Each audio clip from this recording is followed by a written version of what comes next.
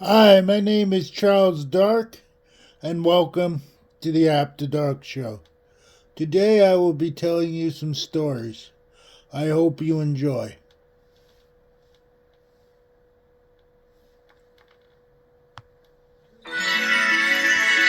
Scholastic Audio presents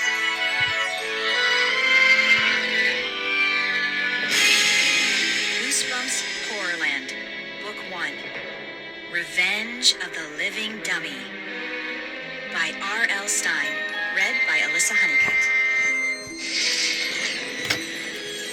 Chapter 1.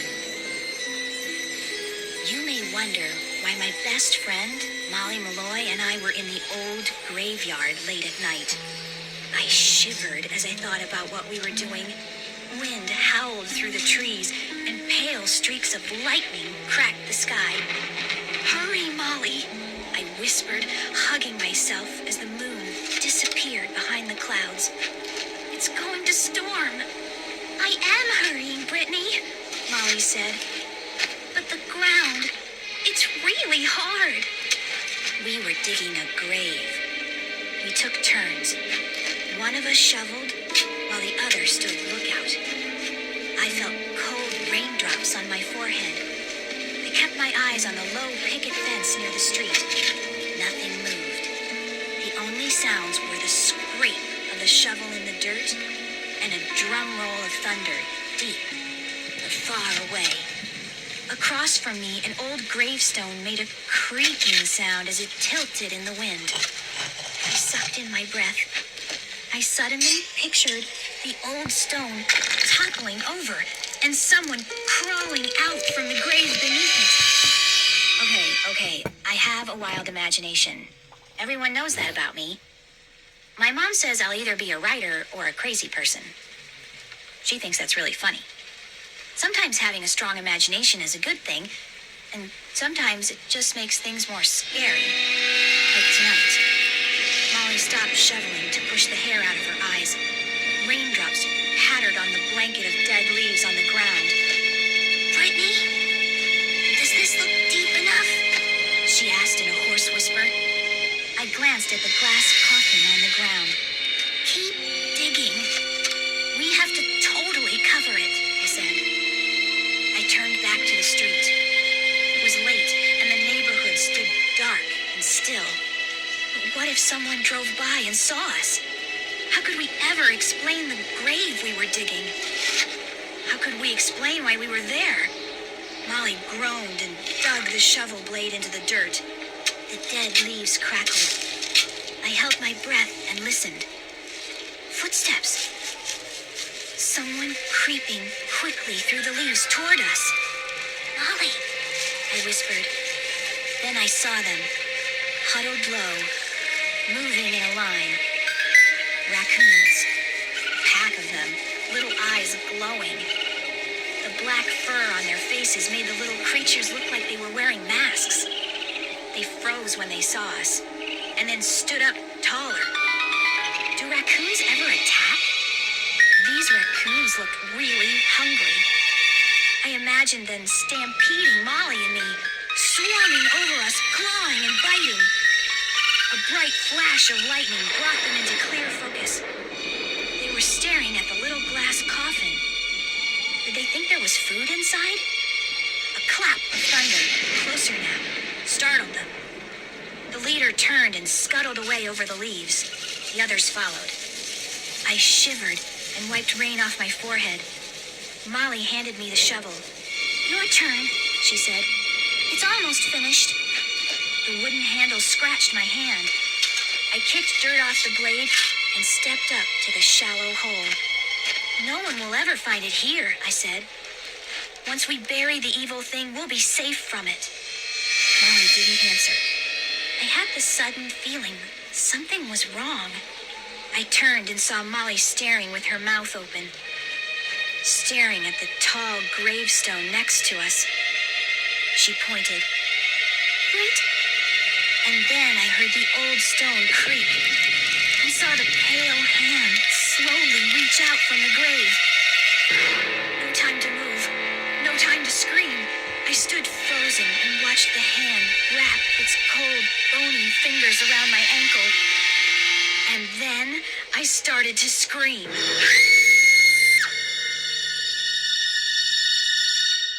Chapter 2.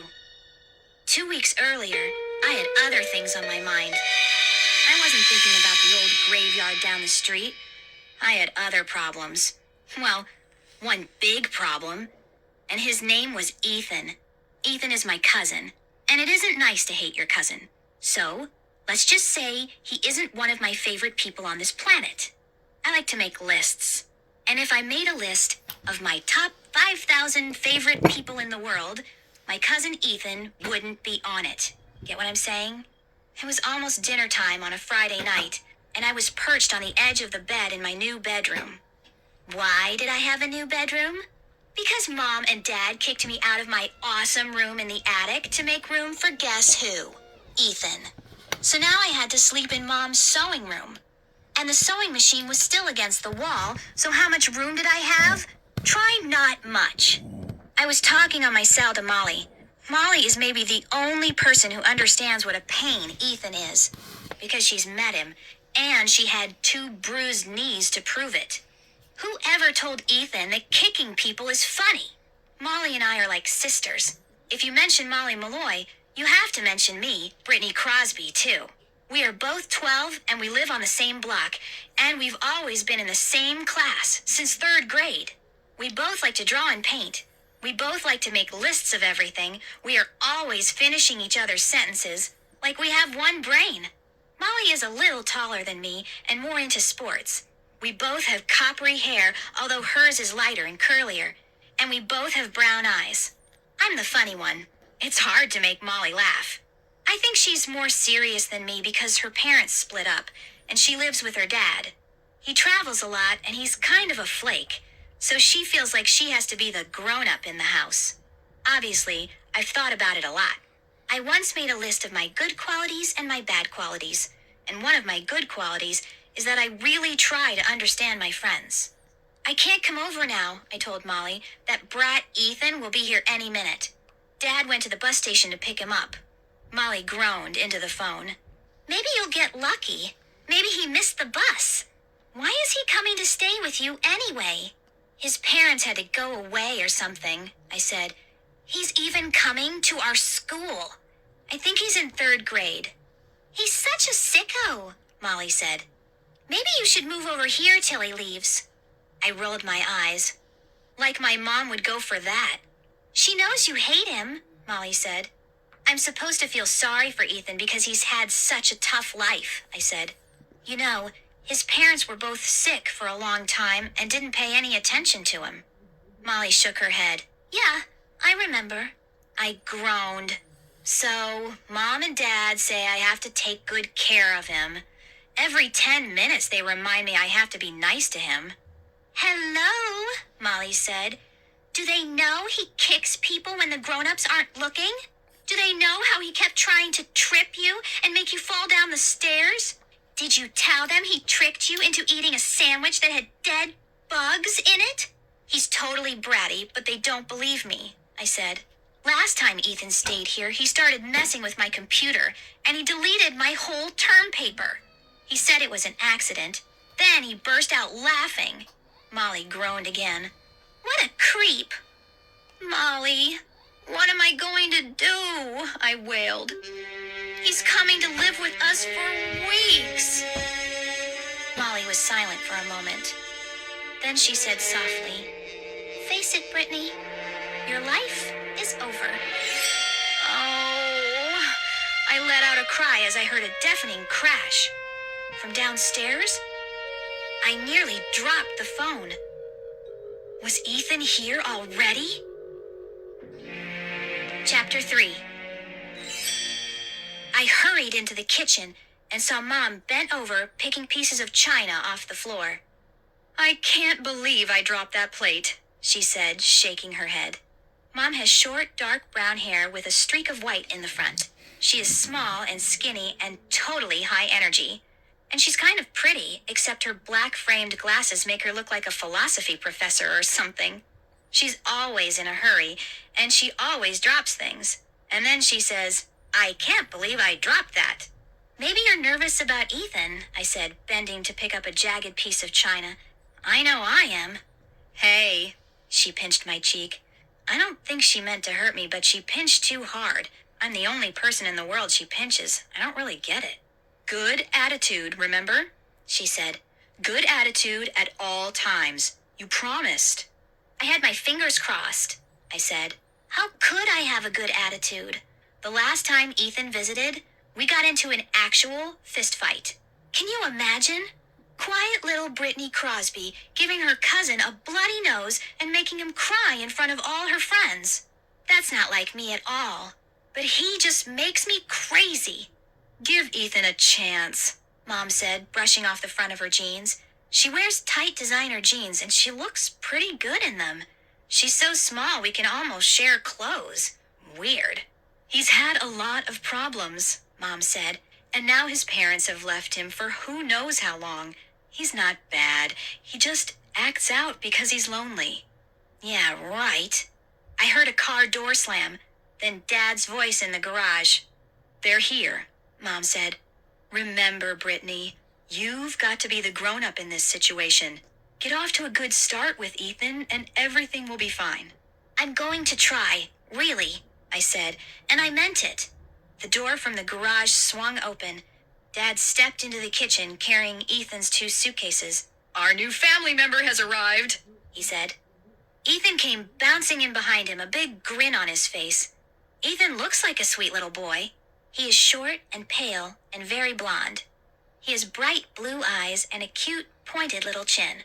He wore a gray hoodie over baggy jeans. And what was that thing slumped over his shoulder? I squinted at it. A grinning ventriloquist dummy. "Hi, Aunt Roz," Ethan said. Mom shook a finger at the dummy. "Ethan, what is that?" He pulled the dummy off his shoulder and held it up. It had an ugly face with painted blue eyes, a chipped lower lip, and an awful grin.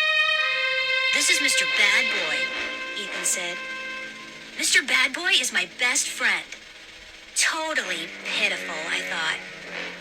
But I put a smile on my face and said, "Hey, Ethan." Ethan came running over to me, holding the dummy in front of him. "Mr. Bad Boy," he said, "say hi to my cousin Brittany." I saw it coming, but I couldn't move in time. The dummy's wooden hand swung up fast, then came down hard, and clunk, slammed me in the forehead. Chapter 4. Whoa! A sharp pain shot through my head. I pressed my hands against my throbbing temples, trying to push the pain away. "Be careful with that thing," Dad scolded Ethan. "It wasn't my fault," Ethan cried, backing away from me. "Mr. Bad Boy did it." Here we go again, I thought. Ethan moved the dummy's mouth up and down. "I'm a bad boy," the dummy said in a shrill baby voice. Mom turned and hurried to the fridge. "We better put some ice on it, Britt," she said. "You're gonna have a bump." I glared at Ethan. Was it an accident? "Sometimes Mr. Bad Boy doesn't know his own strength," Ethan said. "Ethan, how about saying you're sorry?" Dad said. "Mr. Bad Boy is very sorry," Ethan said. I pushed past him and headed to the door. "Forget the ice," I said, rubbing my forehead. "I'm going over to Molly's." Mom hurried after me. She stopped me in the front hall. "Take Ethan with you," she said in a whisper. "Mom, please, no," I said. Mom put both hands on my shoulders and narrowed her eyes at me through her glasses. "Brittany, he just got here. Don't be rude. Remember what I said about getting off to a good start?" "He already gave me a bruise," I cried. But I could see she meant business. I sighed. Okay. I saw Ethan near the kitchen door and I called to him, "Want to come over to Molly's?" "Excellent," Ethan replied. "I'll bring Mr. Bad Boy." Thrills, I thought. We stepped out into a cool, windy evening. The sun had started to dip behind the trees, sending long shadows across the grass. Molly lives 3 houses down on the other side of the street. A short walk, but Ethan kept dancing around me, sticking his foot out, trying to trip me. "Give me a break," I pleaded. He just giggled in reply. He has a phony hyena giggle that could drive anyone crazy. I rang the bell, and a few seconds later, Molly came to the door. She was wearing faded jeans and a yellow t-shirt with the words Mamba Rules in red across the front. Her dad always brings her t-shirts from the weird places he visits. Don't ask me where on earth Mamba is. She let out a groan when she saw Ethan. "Shake hands with Mr. Bad Boy," Ethan told her. He stuck out the dummy's wooden hand. "Mr. Bad Boy, this is Molly, Brittany's geeky friend." "Nice." Molly frowned at the dummy and said, "He's almost as ugly as you are, Ethan." "Good one." I laughed and slapped her a high five. "I'm a bad boy," the dummy said. "Perfect," Molly muttered. She led us down the hall to her room. "Dad just got back this morning from one of his crazy trips," she said. "Mumba, it's an island. He's totally pumped. I guess he found some strange dolls there. Professor Malloy is kind of famous. He works for museums.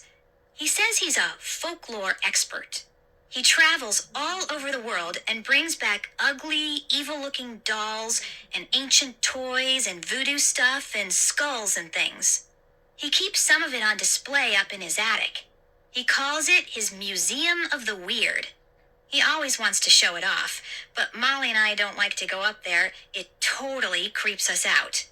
Ethan put his mouth to my ear and burped really loudly. I jerked away from him. "Ethan, that's not funny." He giggled. "It's a riot." We turned the corner to Molly's room and bumped into Mr. Malloy. He's big and tall with a big belly that hangs over his pants. He always wears baggy khakis that are all wrinkled and stained and sloppy white shirts. His dark brown hair is long and wild. He has a great smile, a big booming laugh that shakes his belly, and deep blue eyes that just stare. They don't blink when you talk to him. He likes to sing in a funny, deep voice, and he's always trying to scare Molly and me with his weird stories. My dad calls him Wild Man Malloy. He said hi to me, then turned his gaze on Ethan. "I remember you," he said. "Brittany's cousin. And what do we have here?" He lifted Mr. Bad Boy off Ethan's shoulder and held the dummy up to study it. Interesting. Mr. Malloy examined the wooden head carefully.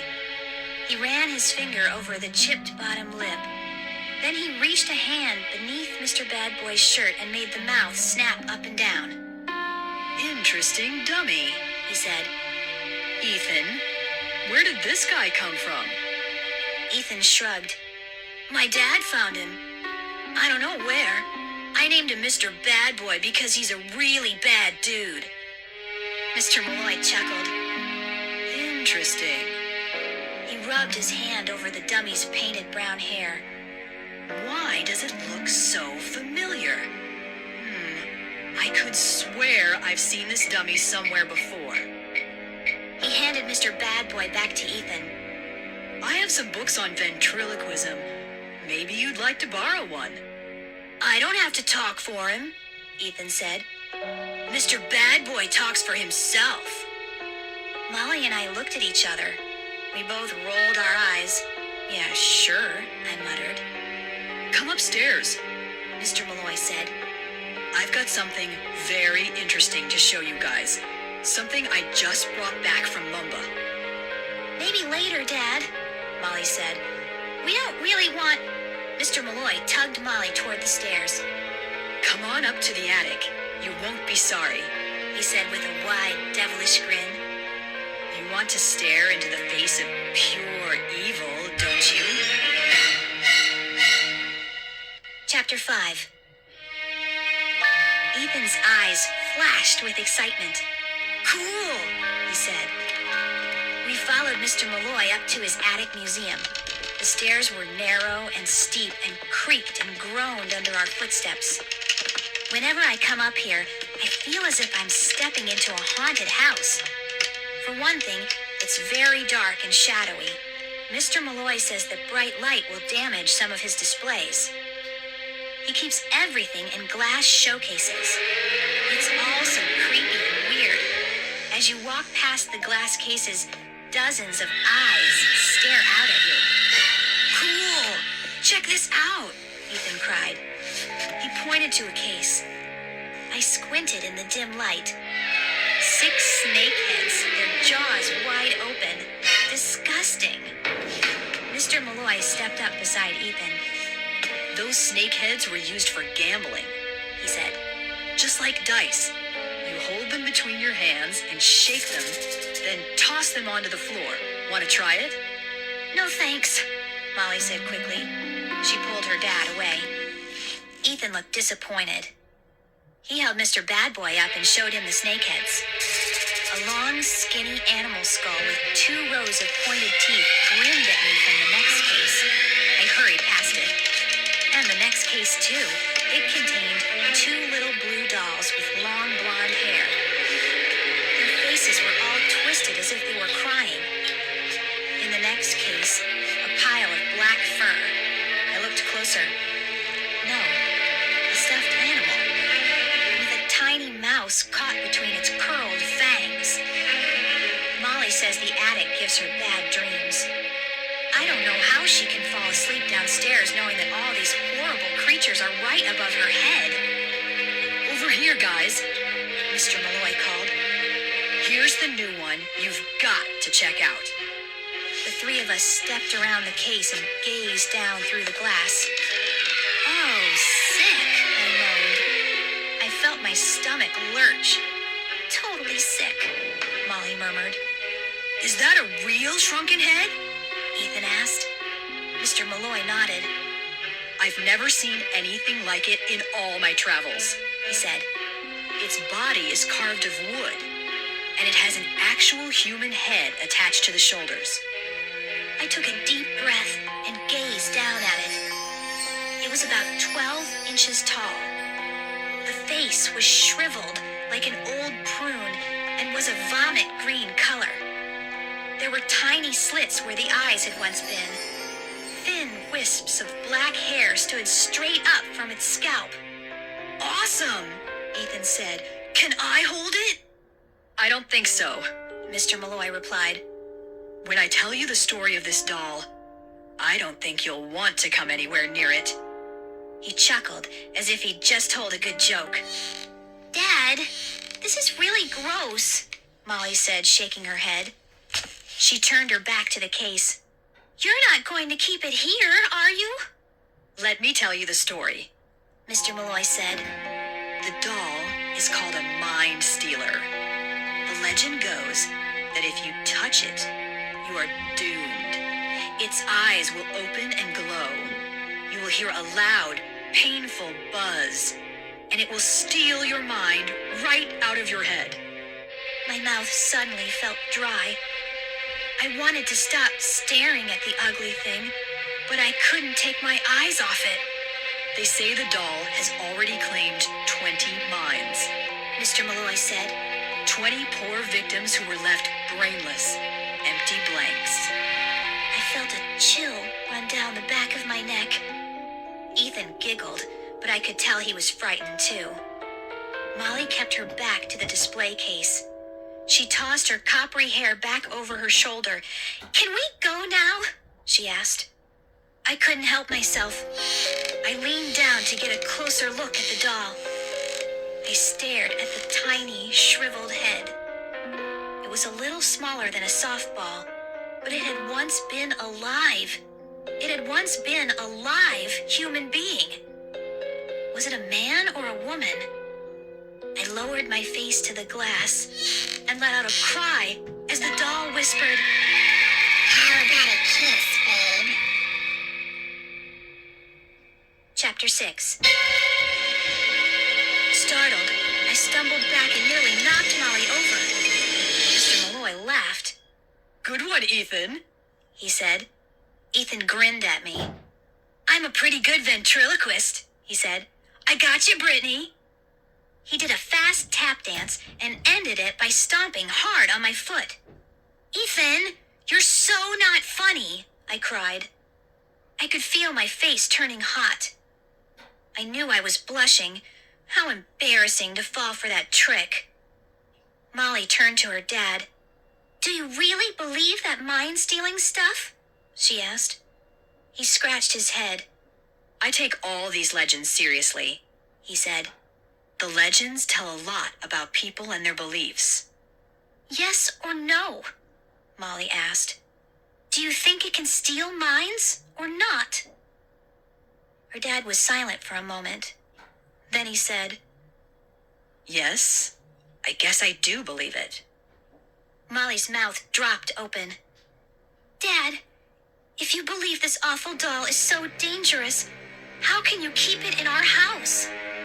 It's under triple thick glass. Mr. Malloy replied. That should make it safe. "But, Dad," I'm still studying it, he told her. I've got to call into some experts. There are people who know a lot more about the doll than I do. I'm waiting to hear from them. In the meantime, I believe the triple thick glass will make sure that... Before he could finish, that brat Ethan cried, "Brittany, you're blocking my view!" And he bumped me hard from behind, into the doll case. As my forehead hit the glass, I saw the doll bounce. Then I heard a loud buzz. I gasped. "Oh no! My mind!" Chapter 7. Whoa. Wait. I heard the buzz again. My brain whirred. It took me so long to realize the doll wasn't buzzing. The sound came from my cell phone. I let out a sigh of relief. It was only my wild imagination going berserk again. I pulled the phone from my pocket and flipped it open. A text message from my mom. "Dinner almost ready. Come home soon."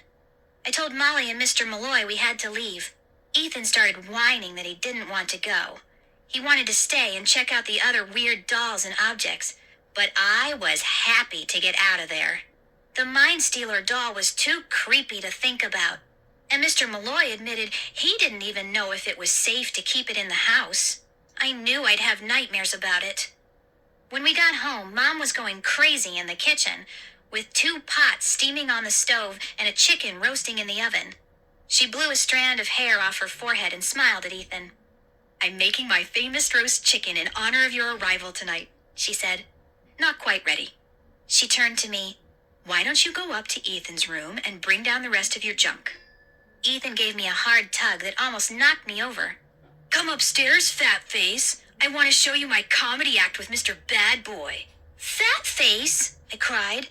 "Don't call me fat face, butt breath." He giggled. Stop it, Mom said. She lifted a pot lid and ducked back as steam poured up. Name calling isn't funny.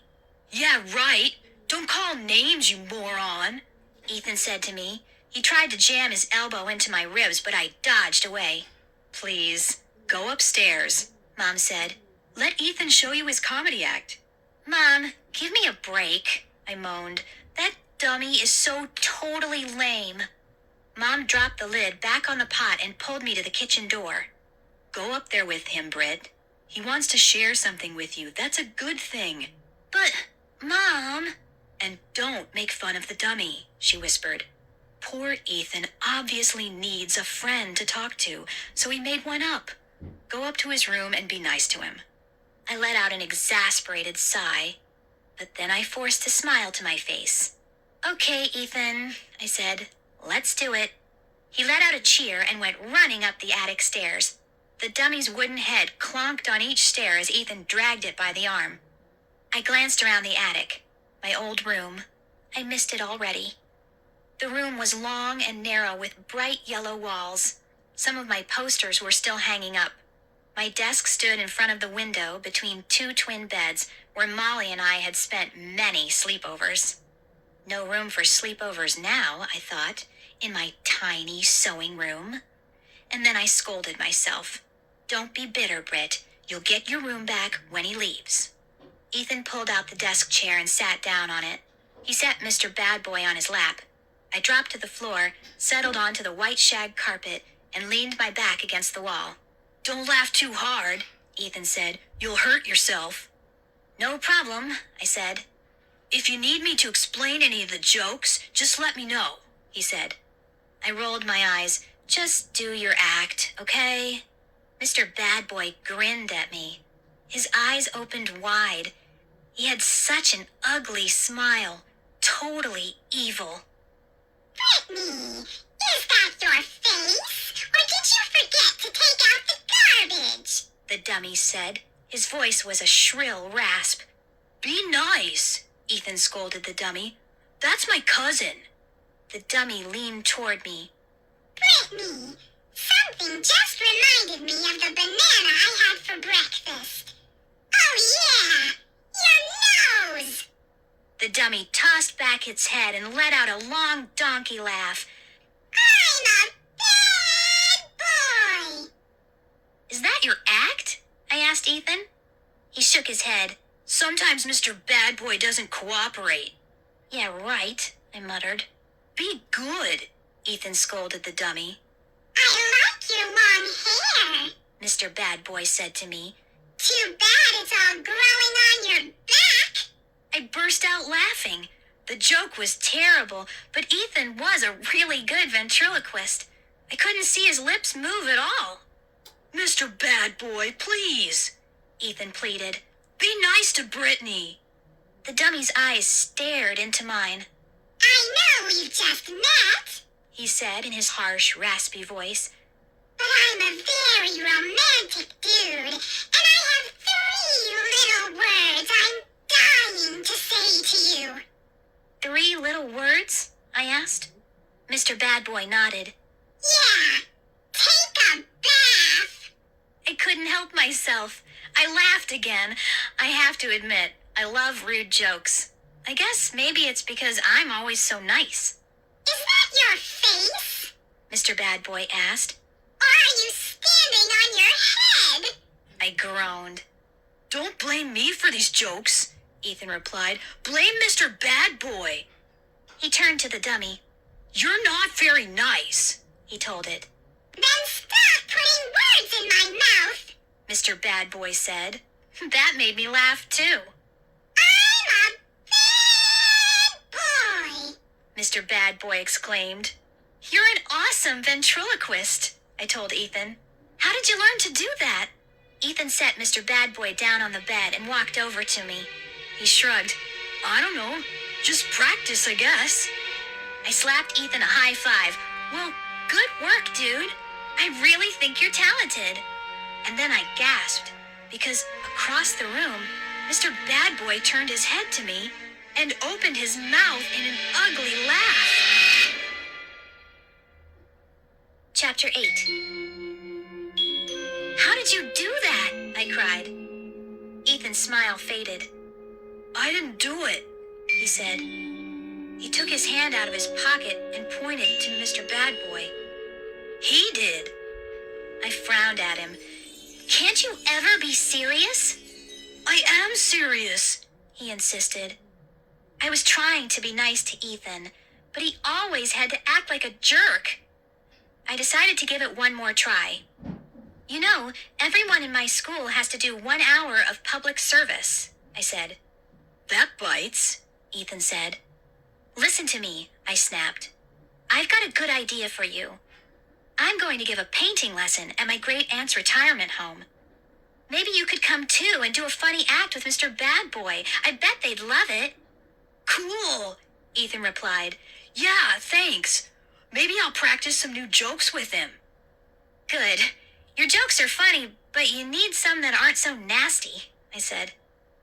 I heard a rustling sound from the bed. Over Ethan's shoulder, I saw the dummy raise its head again. It opened its mouth and let out a long burp. I laughed. That's pretty good, Ethan, I said. Come on, for real. How do you do that? I'm telling the truth, Ethan said in a whisper. I didn't do it. He grabbed my arm. Please, believe me, Brittany. Sometimes it's like he comes to life or something. I pulled my arm away. Yeah, right. And monkeys can fly to the moon. But then I saw that the kid was trembling. On the other side of the bedroom, Mr. Bad Boy laughed again, a high donkey bray. I almost fell for it. But then I remembered all the dumb tricks Ethan played on me the last time he visited. He was a total trickster. He just loved making me look dumb. No way I believe you, I said, so stop it. Give me a break. I'm trying hard to be your friend, Ethan. I want to make you feel at home here. Big whoop! The dummy chimed in from the bed. I grabbed Ethan by the shoulders. Tell me the truth, I said. How are you doing that? He lowered his head. His shoulders shook. I thought he might have tears in his eyes. I am telling the truth, He whispered. this time. You've got to believe me, Brittany. Before I could answer, I saw the dummy raise its head. The mouth worked up and down. I could hear the click of the wooden lips. And then the dummy screamed. I'm alive! Don't you get it, Brittany? I'm alive! Ethan grabbed my arm and held on tight. Help me, please. He cried. I don't know what to do. Chapter 9. I laughed. I remembered Ethan pretending to break his leg during his last visit. I totally panicked and called 911. After that, he made fun of me for days. No way I was falling for this cheap joke. Nice try, I said. Good acting job, Ethan, but do you really think I'm a total sucker? He didn't answer. Instead, he stamped down as hard as he could on my foot. I let out a cry and hopped backward till I hit the wall. You jerk! That's not funny, I screamed, and that stupid dummy doesn't scare me. I waited for Mr. Bad Boy to laugh again or say something rude, but he didn't move. He was just a dumb puppet. I turned away from my bratty cousin. I still had some things to carry down to my new bedroom. I gazed at my framed Skullboy poster. It showed them rocking on stage at Radio City Music Hall in New York, and it was autographed by every member of the band. Buzzy is my favorite band member, and he looks awesome in this poster with his shirt off and both fists pumping the air and all his tattoos showing. I grabbed the edges of the frame and carefully started to lift it off the wall. Brittany, Ethan said.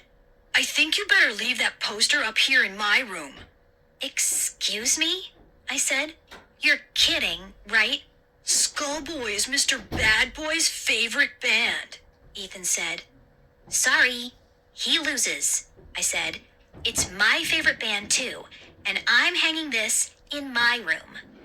Ethan tried to pull my hand off the poster frame. Please, Brittany, He said in a tiny voice. What is your problem? I snapped. I want to keep Mr. Bad Boy happy, Ethan replied. If I do something he doesn't like, he might hurt me. Ethan had this terrified look on his face. He really was a good actor. Tough cheese, I said. Tell you what, sit Mr. Bad Boy down at the laptop, let him go online, and order his own poster. That time I made Ethan laugh. Come on, you two, Mom called from downstairs. dinner is on the table. 1 minute, I shouted. I lifted the poster off the wall and carried it down to my new room. I didn't have much wall space, but the poster fit on the wall above my desk. I carefully nailed in a picture hook and hung it next to my favorite picture, an oil painting I did of Phoebe, our old dog who died last year. I missed Phoebe. The painting made me sad, but it was definitely my best painting, a nice way to remember her. I made sure the Skullboy poster hung straight. Then I hurried down to dinner. Mom had dropped a plastic jug of apple cider. She was on her knees on the kitchen floor mopping up the spill. I can't believe I dropped that, she muttered. I grabbed some paper towels and helped her dry the floor. She handed me the half-empty cider jug. You'd better carry it to the table, she said. I'd drop my head if it wasn't glued on. I don't believe it, I said. We're eating in the dining room? We never eat in the dining room unless company is coming. I thought we'd make it a special celebration because of Ethan, Mom said. Dad was already at the table, spreading his napkin over his lap. Dad looks like he comes from another family. He's very tall and skinny as a scarecrow, and he has short, white blonde hair and furry, white blonde eyebrows that move up and down over his blue eyes like caterpillars. Mom calls him her blonde freak. Dad thinks that's hilarious. In front of him sat Mom's famous roast chicken on a blue platter waiting to be carved, and next to it a big bowl of mashed potatoes and bowls of applesauce and string beans. A feast. How are you and your cousin getting along? Dad asked. Peachy, I said. Before I could say more, Ethan stepped into the room with Mr. Bad Boy slung over his shoulder. Mom pointed to the chair at the end of the table. Why don't you sit there, Ethan, next to me? She said. She smiled at him. Let's all sit down and get to know one another. Ethan hesitated. He looked quickly around the table. But you didn't set a place for Mr. Bad Boy, he said. Mom and Dad exchanged glances. Dad shrugged. We can set a place for him across from you, Mom told Ethan, next to Brittany. She pulled out a placemat and napkin and set them on the table. Then she hurried into the kitchen to get silverware. Ethan placed the dummy in its chair, then walked around the table and sat down. Dad chuckled. Do we have to serve him dinner? Suddenly, Mr. Bad Boy's eyes popped open wide, and he rasped, I'd rather eat roadkill. I burst out laughing. Let's face it, Ethan really cracks me up. Dad glared at me. Don't laugh at that, Britt. Your mom worked hard on this dinner. Huh? Me? I cried. I didn't say it. He did. I gave the dummy a shove. Then I took a long sip of milk. Shouldn't she pluck the chicken before she cooks it? Mr. Bad Boy cried. I started to laugh and choked. Milk came spurting out of my nose. That made Ethan and me both laugh even harder. I couldn't stop choking and laughing. Enough, Britt, Dad shouted. It's not funny. Mom entered the room and sat down. What's not funny? She asked.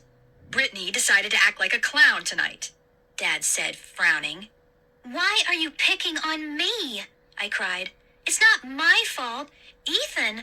Help yourself to some mashed potatoes, Mom said, pushing the bowl to me. She turned to Ethan. Are you excited to have a big new room of your own? Before Ethan could answer, Mr. Bad Boy chimed in. I'm so excited, I just peed my pants. I couldn't help it. I burst out laughing. The mashed potato spoon flew from my hand. A big gob of potatoes sailed across the table and smacked the front of Dad's shirt. I watched the potatoes slide into Dad's shirt pocket, and that made me laugh so hard I couldn't catch my breath. Brittany, maybe you better leave the table and calm down, Mom said. Dad glared at me angrily. You're really asking for trouble, he said. Me? Why me? I managed to choke out. It's not my fault. Just settle down and eat your dinner, Mom said.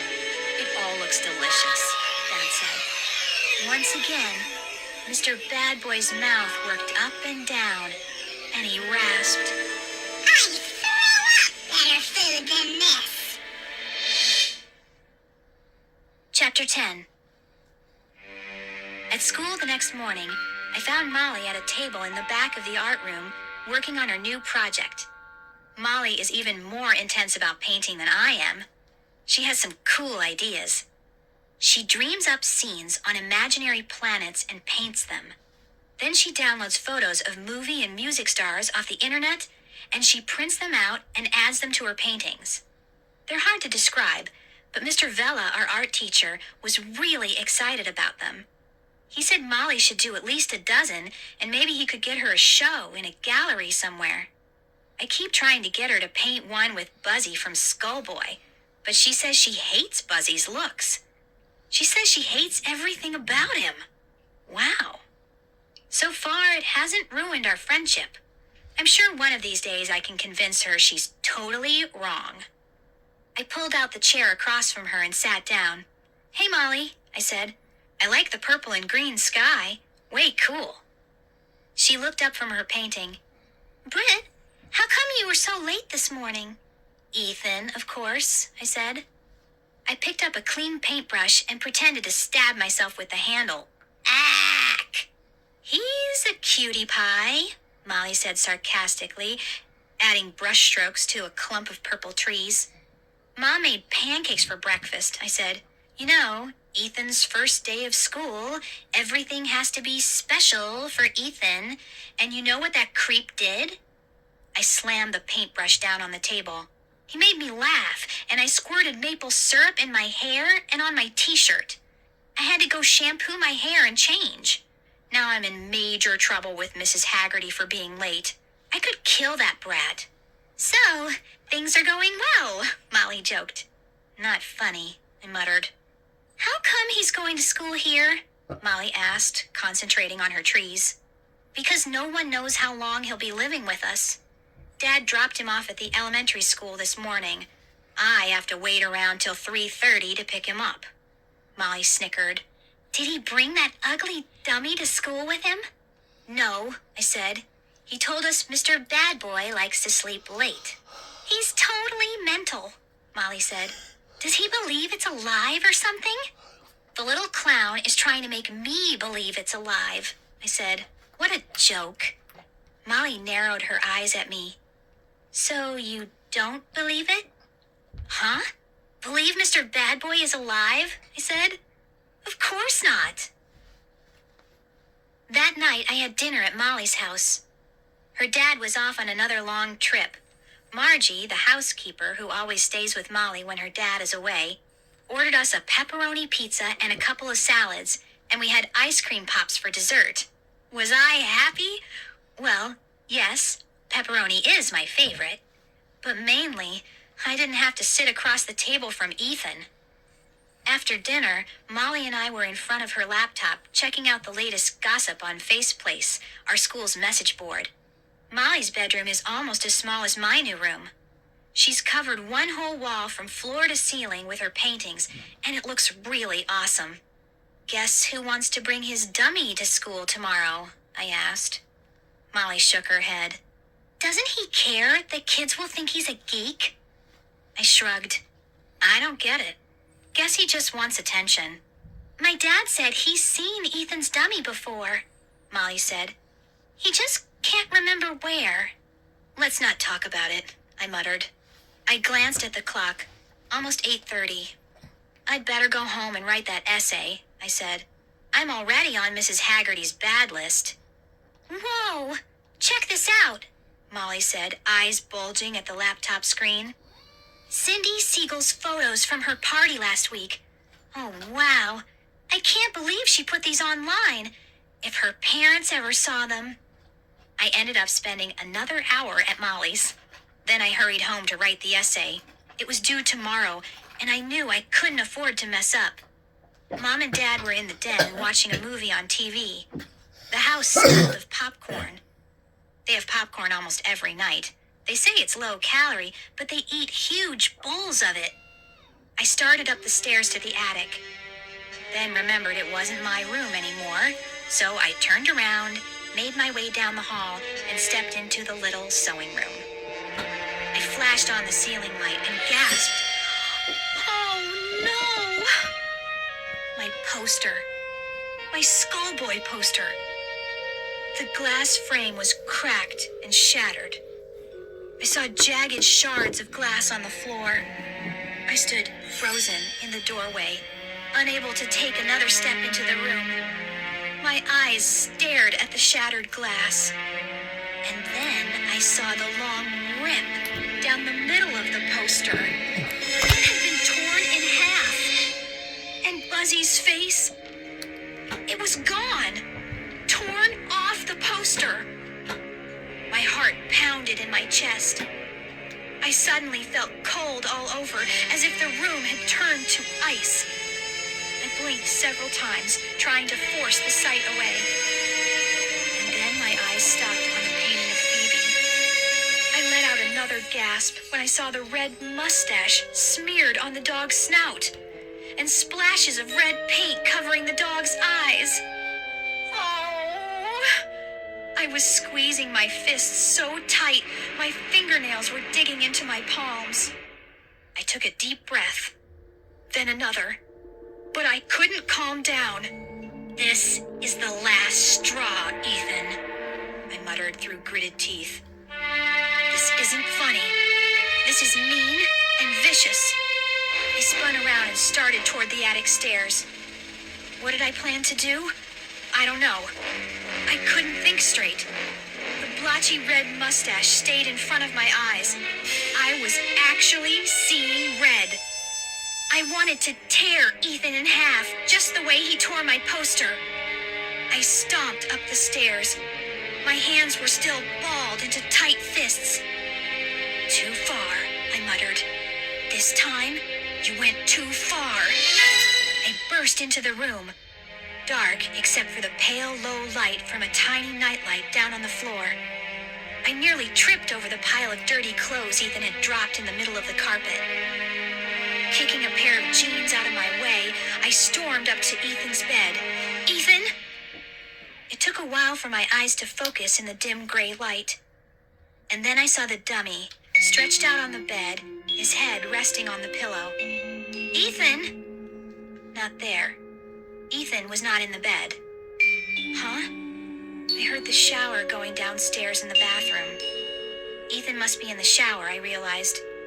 I stood frozen for a moment, clenching and unclenching my fists. And then I jumped back as the dummy moved. The head jerked. Mr. Bad Boy sat up quickly. The blue eyes blinked open with a wooden click. The ugly dummy turned its stare on me and uttered in a hoarse whisper, I don't like you, Brittany. Chapter 11. My breath caught in my throat. I staggered back till I hit the wall. The dummy stared at me with that ugly grin. Then he slowly lowered himself back onto his pillow. This can't be happening, I told myself. But it is. Something terrifying is going on here. Ethan is downstairs. The dummy sat up on its own and spoke. And it hates me. My legs trembled as I forced myself away from the wall. I kept my gaze on Mr. Bad Boy. His eyes stayed wide open, staring up at the ceiling. But he didn't move again. I lurched toward the door, stumbled over the jeans on the floor, staggered to the attic stairs, breathing hard. I don't like you, Brittany. The dummy's hoarse rasp repeated in my ears. "You're not alive," I cried, taking the stairs two at a time. "You can't be alive." I couldn't keep this to myself. I was too frightened. I had to tell Mom and Dad. I burst into the den. The room was dark except for the darting glare from the screen. They always turn out the lights when they watch a movie. They were on the couch, sitting close together, bowls of popcorn on their laps. Mom jumped as I came lurching in. She made a grab for the popcorn bowl, but it toppled to the floor. Popcorn spilled everywhere. "Brittany, you startled me," she cried. "Look what you made me do." Dad paused the movie. He narrowed his eyes at me. "What on earth is your problem?" I stammered. "Something." I gasped for breath. Dad pulled me to the couch. I dropped down next to Mom. "You're trembling," Mom said. "Are you sick? Do you have a fever?" "It's the dummy," I finally choked out. "Ethan's dummy." They both stared at me. "It's crazy," I said. "I know it. But I'm telling the truth. It's alive. It's really alive." Mom wrapped her arm around my shoulders. "Take a deep breath, Britt," she said softly. "You're not making any sense." "Start at the beginning," Dad said. "We don't understand what you're saying. What about Ethan's dummy?" I took a deep breath and let it out. My painting of Phoebe, it's ruined. And my Skullboy poster was ripped in half. I knew Ethan did it, so I ran up to his room. Your Skullboy poster? Mom interrupted. Are you sure the frame didn't just fall off the wall? I'm sure, I said. I ran up to Ethan's room, and he wasn't there. He was in the shower, but the dummy, it sat up. I saw Mom and Dad exchange a glance. Mom pressed her hand on my forehead. I don't have a fever, I screamed, and I shoved her hand away. Listen to me. The dummy sat up on its own, and it talked. It said, I don't like you, Brittany. I'm not making this up. That's what it said to me. You fell asleep, Dad said, rubbing his chin. You had a nightmare, remember? You used to sleepwalk? Dad, that was when I was 3, I cried. I wasn't asleep. I just got home from Molly's. I was wide awake. I jumped to my feet, my whole body trembling. Are you going to believe me or not? Mom patted the couch cushion. Sit down, Britt. I shook my head and crossed my arms in front of me. How can we believe you? Dad said. It's crazy. The dummy didn't talk on its own, Mom said. Ethan was playing a trick on you. I bet he was under the bed or hiding in the closet. I think you've been spending too much time at the Malloys, Dad said. Wild Man Malloy and his weirdo dolls. They've put strange ideas in your head, Britt. He shrugged. Maybe you shouldn't see so much of Molly. Huh? I let out an angry cry. Now I'm going to lose my best friend because of that evil little creep, Ethan? Don't call him an evil little creep, Mom snapped. He's your cousin. He's family, and he needs our help. We need you to be the grown-up, Dad said. Making up crazy stories about dummies coming to life isn't going to help anyone. Dad, I'm not making this up, I said in a trembling voice. My hands were balled into tight fists again. I could feel myself totally losing it. I bit my lips till they hurt. No way I was going to start sobbing now. I know it sounds crazy, I said, but the dummy is alive and it's evil. They both stared at me, as if I were crazy. I spun around and ran from the den. I hurtled into my room and slammed the door. I threw myself onto the bed, but I didn't cry. I was too angry to cry. My own parents refused to listen to me, refused to believe me. My own parents treated me as if I were a nut. I turned and gazed at my torn poster, my dog portrait with the ugly red splotches smeared over it. There they were, my 2 favorite things, ruined, destroyed. I didn't make it up. The proof was there on the wall. I tiptoed to the door and listened. Did my parents just shrug off my story and go back to their movie? No. It was quiet down there. They were probably cleaning up the spilled popcorn and discussing what to do with their problem daughter. I picked up my cell to call Molly, but I realized it was too late to call. I'll never get to sleep, I thought. How can I sleep knowing there's something evil in my house? I changed into my nightshirt, climbed into bed, and pulled the blankets over my head. But I could still see the torn poster, the red paint on my painting, the dummy. The evil dummy raising his head and spouting those ugly words. I don't like you, Brittany. Somehow, I fell into a deep, dreamless sleep. The next morning, I pulled on jeans and a sweater and got myself ready for school. I felt weary, as if I hadn't slept at all. Every time I glanced at the poster and painting, my stomach tightened in cold dread. I looked out my window. It was a gray morning. Dark clouds hung low in the sky, the darkness matched my mood. I left my room and headed for the stairs. I could smell coffee from the kitchen and bacon frying. I heard footsteps behind me and glimpsed Ethan coming down the attic stairs, holding Mr. Bad Boy in front of him. I pretended I didn't see him and started down the steps. I was almost halfway down when I heard Ethan's shout close behind me. "Brittany, watch out!" "Hey!" I uttered a cry as I felt hard wooden hands shove my back. Stumbling, I grabbed for the banister, missed, and started to fall head first down the stairs. Chapter 12. Oh! I tucked my head under my arms and bumped hard all the way down. Ow! Ow! Ow!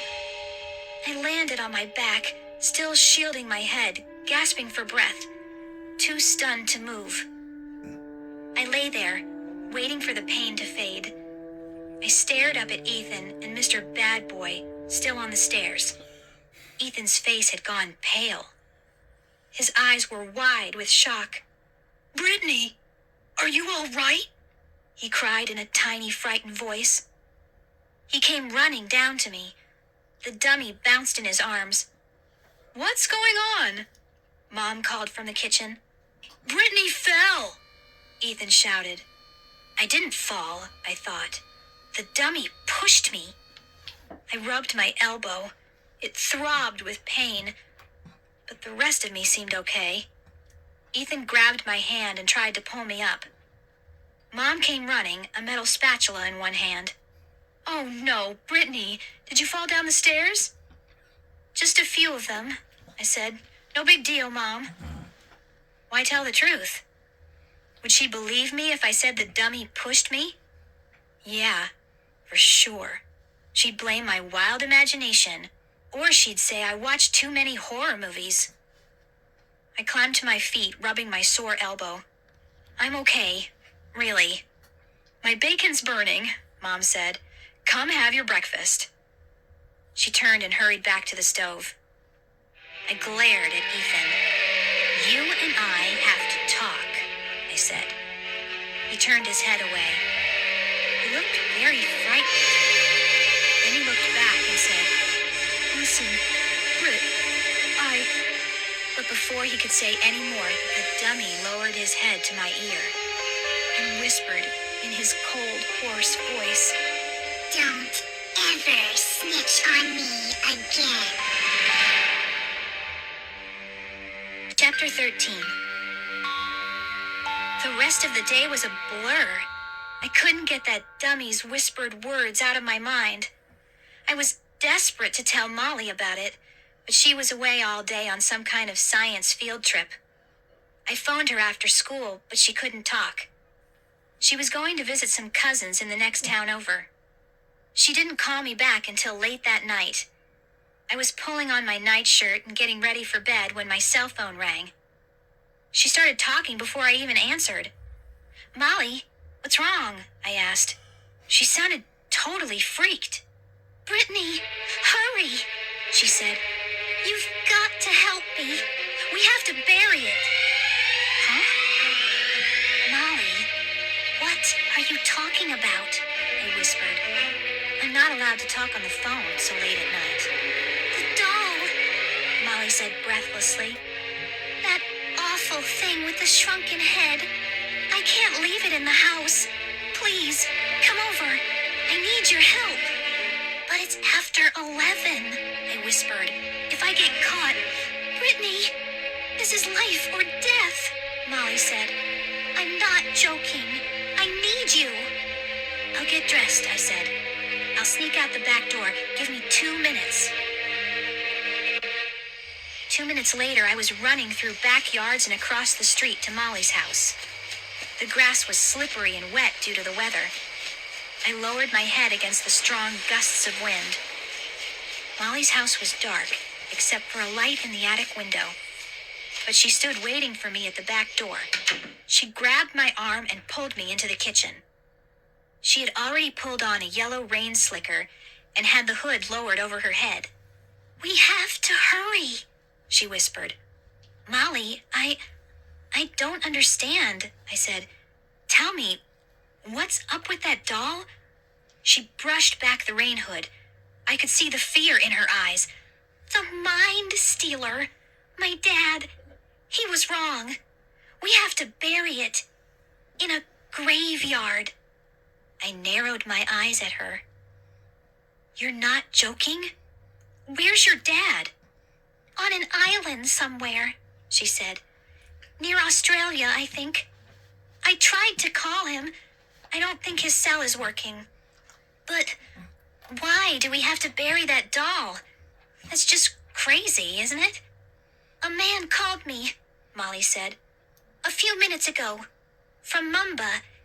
He said my dad asked him for information about the Mind Stealer doll. And... Molly, what did he say? I asked. He said he did research for my dad. He talked to people in Mumba. The doll's powers are deadly strong. It shouldn't be kept in the house. My dad didn't know. It has to be buried in a graveyard. I stared at her. He was serious? Very serious, Molly said. He said to get the doll out of the house tonight. He said maybe it's all just an old legend, but we shouldn't take chances. It's too dangerous. She grabbed my hand. You've got to help me, Britt. I'm really scared. I knew that doll was trouble. My dad, sometimes he just doesn't take things seriously. What about Margie? I asked. Your housekeeper. Can she help us? She has the flu, Molly replied. I can't ask her to come out. Molly stared at the glass case in fear. I'll carry the doll case, she shivered. There's a shovel in the garage. You can carry that. And that's how Molly and I ended up in the little graveyard 3 blocks away from our houses. Nearly midnight. The neighborhood dark. No cars in the street. No moon in the cloud-covered sky. Cold raindrops pattering down on us. There we were, taking turns shoveling up the hard dirt. Inside the glass case, the evil doll stared up at us with its empty eye sockets in its shriveled green head. The wind howled. The old gravestones creaked and groaned. Could we get the evil doll buried before it did something horrible to us? Could it get any scarier? Yes. The hole was at least 2 feet deep. Almost deep enough. I dug the shovel blade into the dirt. And that's when the old gravestone across from me tilted forward. I saw crumbling dirt at the bottom of the stone. And then I saw the pale hand reach out from behind it. Too late. I saw it too late to escape its grip. It grabbed me around the ankle, wrapped its cold fingers over my skin, and I let out a shrill scream. Ethan! I gasped. What are you doing here? Made you scream, he said. He let go of my ankle, then he jumped out from behind the tombstone and did a little dance, laughing like a hyena. Molly gave him a hard shove, and he fell back against the old granite slab. You brat, she snapped. You followed us here? He grinned. You're burying that stupid doll? You're both totally mental. The rain came down harder, drumming the ground. I pretended to strangle Ethan. I'd like to bury you, I said. I know what happens at midnight, Ethan said. You both turn into pumpkins. This isn't a joke, Molly said angrily. Get away, Ethan. She shoved him again. Unless you want to help us, we have to bury this thing. It really does steal minds. Ethan giggled. You're both out of your minds already. A flash of lightning made the ugly Mind Stealer doll appear to move. I felt a chill roll down my back. I dug the shovel deep into the hole and scooped out another clump of dirt. I think it's deep enough, I said. Ethan watched as Molly and I carefully lifted the glass case. The disgusting little head rolled to one side. The doll's wooden arms bounced against the glass. Into the hole, we lowered it slowly. The glass case felt slippery and wet from the rain, but we set it down in the hole. Then we both frantically shoveled and scooped dirt over it. Buried it out of sight, where its evil powers could do no damage. And then the three of us ran for home, battered by the wind and rain. Molly had a smile on her face now. At least she could feel safe again in her own house. But what about me? No way I could feel safe. Not with a living dummy turning my life into a horror show. Chapter 14. Mom, please don't make me take Ethan, I begged. Mom bit her bottom lip. Brittany, you have no choice, she said. You promised him, remember? You have to take him. She straightened her hair in the front hall mirror and picked up the car keys. It was nearly 4 the next afternoon.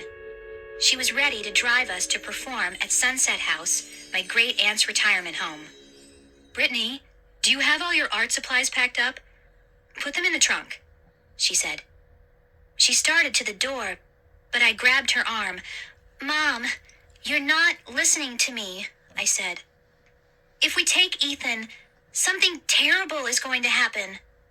Stop it, right now, she said. Go call your cousin. He's upstairs practicing his comedy act. My throat felt tight and dry. I know you don't believe me, I said. But I'm not making this up. Mr. Bad Boy is alive, Mom. He's alive, and he's evil. Mom slammed the car keys down on the hallway shelf. She glared at me angrily. Enough, she said. Enough, enough, enough. You're acting like a total baby, Brittany. But Mom, I can prove it, I said. She raised a hand. Enough, enough. Not another word. I mean it. Not another word about that dummy. My breath caught in my throat. I felt so hurt and angry. Mom always believed me before Ethan came to live with us. She always trusted me. She always talked about how grown up I was. And now, she pointed to the stairs. Go get Ethan. Great Aunt Ruth is waiting. I let out a long sigh and started up the stairs. I knew if I brought Ethan and Mr. Bad Boy with me, something terrible would happen. But what could I do? A short while later, Mom pulled the car up the long driveway to Sunset House. We passed by tall hedges and a rolling lawn with beds of red and yellow flowers. People sat in chairs around a bubbling fountain, talking and reading. The house was a tall brick building. The afternoon sunlight reflected off the many windows, making the whole house appear to glow. I pulled my art supplies from the trunk and waved to Mom as she drove away. Great Aunt Ruth was waiting for Ethan and me in the front hall. She's almost 85, but she looks a lot younger. She has short, straight black hair, and she wears a lot of makeup and bright red lipstick. Today she wore faded jeans with embroidery on the pockets and a pale blue shirt that tied at the waist. After giving Ethan and me bone-crushing hugs, she began chattering a mile a minute, asking about everyone in the family. A short, plump, gray-haired woman wearing a gray pantsuit stepped up with a smile. Brittany, this is so nice of you, she said. Hi, Mrs. Berman, I said. She's the director of the house. This is my cousin Ethan. He's going to perform with his dummy. How excellent, she said. Come this way. Your audience is waiting for you in the rec room. We followed her down the hall and into the room. Folding chairs had been set up in 3 rows. About 20 people turned when we came in. Most of them were white-haired. 2 were in wheelchairs, and I saw a lot of canes and walkers. I put down my paint case and started to set up my easel. Ethan took a seat in a corner and plopped Mr. Bad Boy on his lap. "This is Ruth's niece, Brittany Crosby," Mrs. Berman announced. "She is going to give you all a painting lesson, and then Brittany's cousin, Evan, is going to put on a puppet show." It's Ethan! Mr. Bad Boy shouted. People began to murmur. A few people laughed. I opened my paint jars and turned to the audience. "I know a lot of you like to draw and paint," I said, "so I thought—" "Louder, please," a woman in the front row shouted. "So I thought today I'd—" "She's deaf," another woman called out. "She won't hear you no matter how loud you shout." A lot of people laughed. Great Aunt Ruth turned in her seat and shushed everyone. I took a deep breath and continued. "Since we're in Sunset House, I thought I'd show you how to paint a beautiful sunset with just 2 colors, red and yellow." I picked up the brush and began to mix colors. "Maybe she could paint my room," a man in the back row said to the woman next to him. "Maybe she could paint my nails," the woman said. They were both shouting. They must have been nearly deaf. I could feel my legs start to shake. Mom had warned me it would be a tough audience. I turned and saw Great Aunt Ruth smiling at me.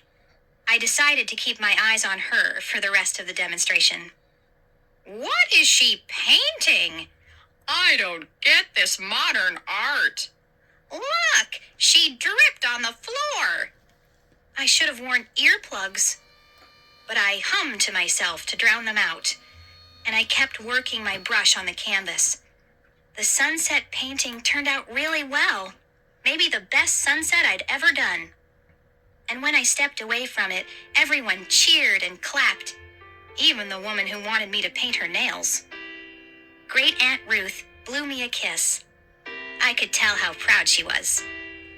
I felt really happy, but then I remembered what was coming next, and my stomach tightened in dread. "Here's Ethan," I announced to everyone, "with his good friend, Mr. Bad Boy." As Ethan passed me, I whispered, "Don't mess up." "I'll try," he whispered back. Why did he look so frightened?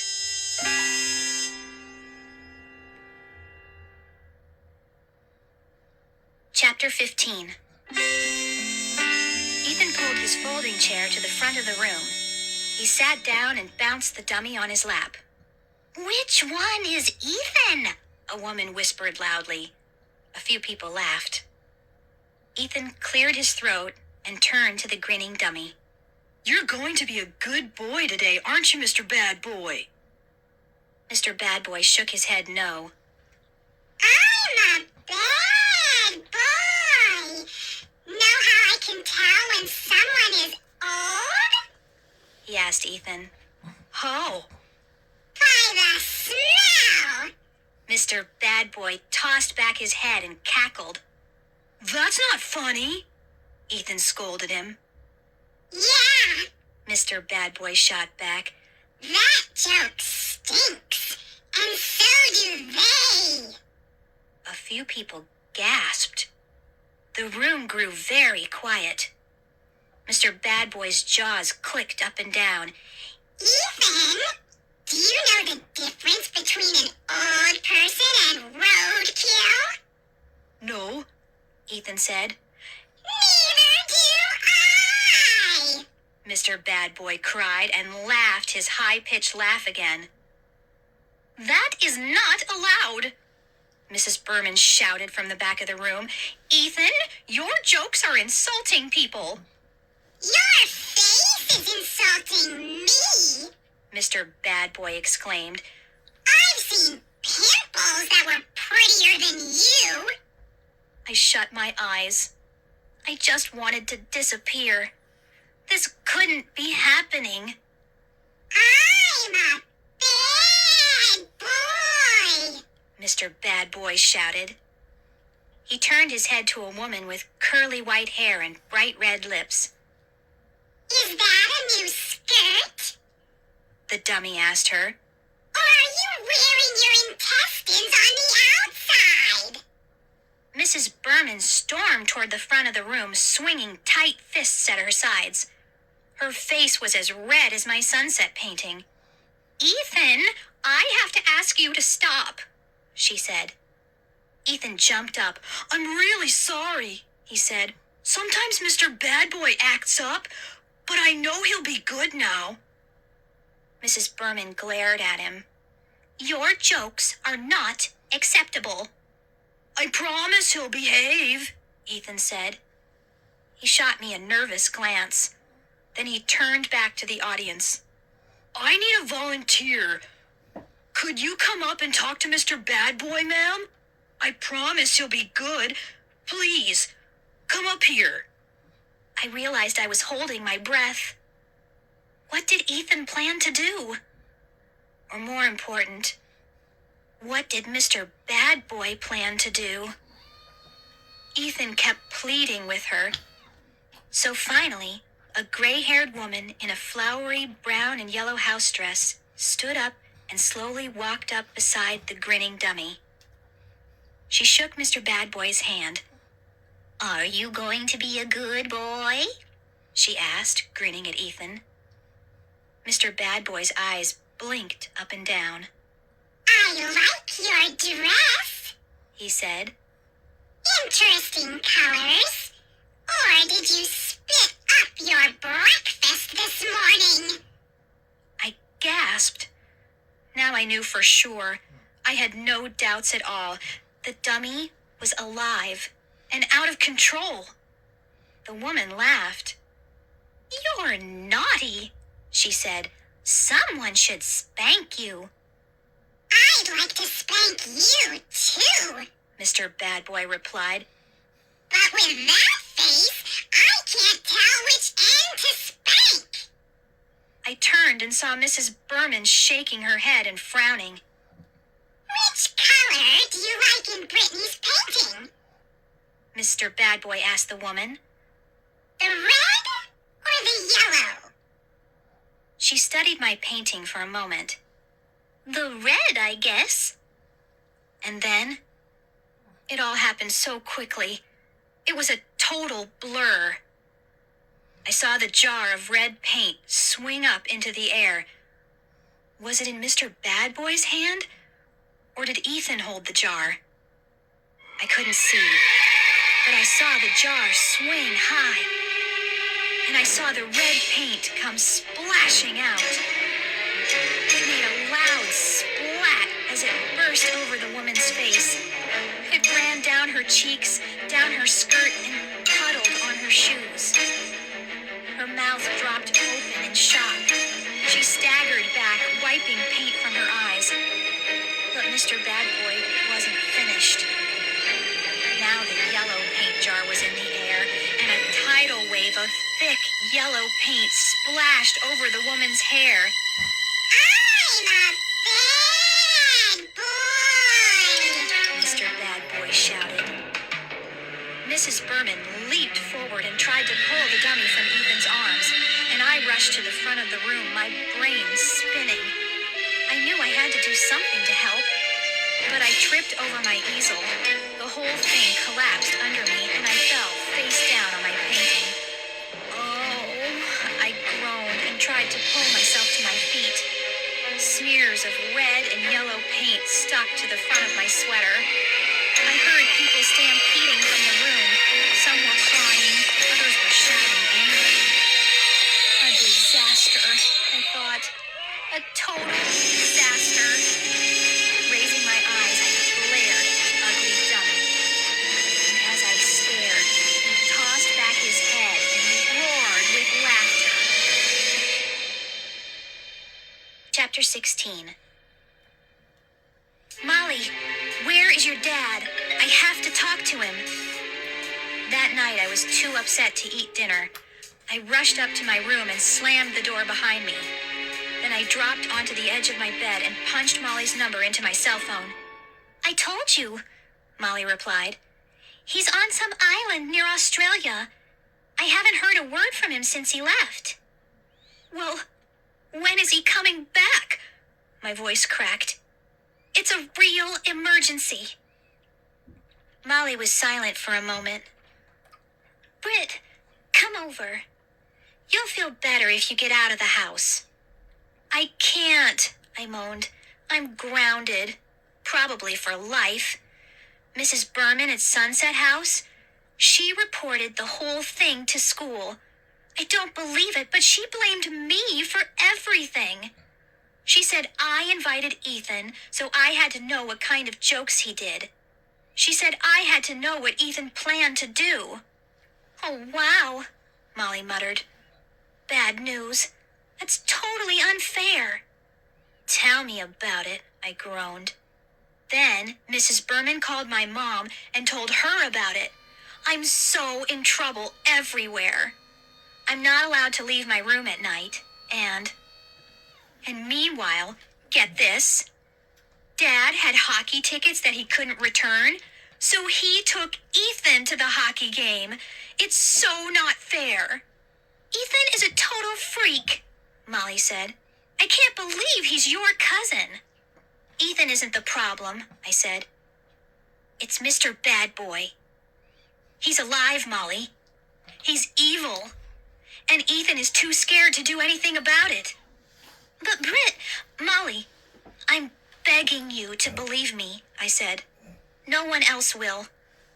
I'm not even allowed to mention the dummy to my mom or dad. But your dad, he'd believe me.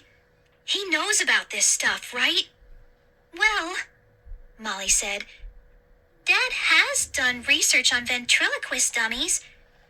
I know he's collected a lot of magazine articles and papers. Come over, Britt. Sneak out and come over. We can try to find his file. I was totally desperate. So I sneaked out the back door and ran all the way to Molly's house. She greeted me in a pale blue t-shirt and red and white boxers. She had just washed her hair and had a red bath towel wrapped around her head like a turban. We turned on as many lights in the attic as we could, but the room still gave me the creeps, with ugly stuffed creatures and strange dolls staring out at us from the glass cases. I stopped to gaze at the empty shelf that had held the Mind Stealer doll. A shiver rolled down my back as I pictured the graveyard in the rain. Molly pulled me into her dad's library at the far end of the attic. One wall was lined with tall gray file cabinets. We began pawing through the file drawers, bulging with articles and magazines and photos and research papers about all of the weird stuff Mr. Malloy was into. After about 20 minutes of searching, I pulled out a heavy file marked ventriloquism. Molly, check it out, I said. I lugged it to the desk, spread it open, and Molly and I began sifting through all the papers. Molly wrinkled her forehead. What exactly are we looking for? I sighed. Anything that will help me prove to my parents that Mr. Bad Boy has to be destroyed. My words caught in my throat. I stared at the wrinkled and faded black and white photo in front of me. I don't believe it, I gasped. It's Ethan's dummy. Look. Molly lowered her face to the photo and studied it. The same chip on its bottom lip, she murmured. The same wicked smile. The same ugly grin, I said. My hand trembled as I picked up the photo and turned it over. The back was covered in tiny type. I squinted to read it. It says the dummy's real name is Slappy, I told Molly. And I was right. He's totally evil. My heart pounded as I scanned the words. It says Slappy was made by a magician sometime in the late 1800s, I said. An evil sorcerer. The wood he used was cursed. He built the dummy from a stolen coffin. Molly blinked. Oh, wow. I wish Dad was here. It says the dummy turns its owners into slaves, I continued. It's power mad. It wants to enslave everyone it meets. And... My eyes skipped to the bottom. I gasped and grabbed Molly's arm. Listen to this, Molly. It has a bunch of weird words at the bottom of the page. It says, say these 6 ancient words to wake him up and to put him to sleep. You're kidding! Molly grabbed the photo from my hands and stared at it. This is excellent, Brittany. What are we waiting for? She handed the photo back to me. Then she unwound the towel from her head and began drying her coppery hair. Come on! Hurry, Britt! Let's do it. Let's shout the words in front of Slappy and put him back to sleep forever. You said Ethan is away at a hockey game, right? As we raced down the attic stairs, I raised the photo and read the ancient words silently one more time. Were my worries over? Would the words put Slappy to sleep? Chapter 17. I slipped into my house through the back door. I signaled to Molly to be quiet. Then we tiptoed across the kitchen to the front hall. I heard the thud of dance music from the den and glimpsed Mom on the couch with a magazine in her lap. Mom doesn't dance, but she loves disco music. The louder, the better. So she didn't hear Molly and me as we hurried up the stairs and then made our way into the attic. Ethan had left all the lights on in his room. The place was a mess. He had dirty clothes heaped everywhere, PlayStation game discs and manga comics scattered over the floor, an open bag of cheese doodles on his computer keyboard, empty soda cans and balled-up jeans on his bed. Molly and I stepped through the mess to the far end of the room. Slappy was propped up in the brown leather armchair by the window. The dummy's hands rested on the chair arms. He stared straight ahead. We know your secret, Slappy, I said. My voice sounded funny, shrill and tight. My chest felt all fluttery. I tapped the dummy's wooden head. See? I even know your real name. I expected him to move or speak. But he just kept staring at the other wall. Molly dropped down on the edge of Ethan's cluttered bed. I could see she was frightened, too. Don't mess around, she said softly.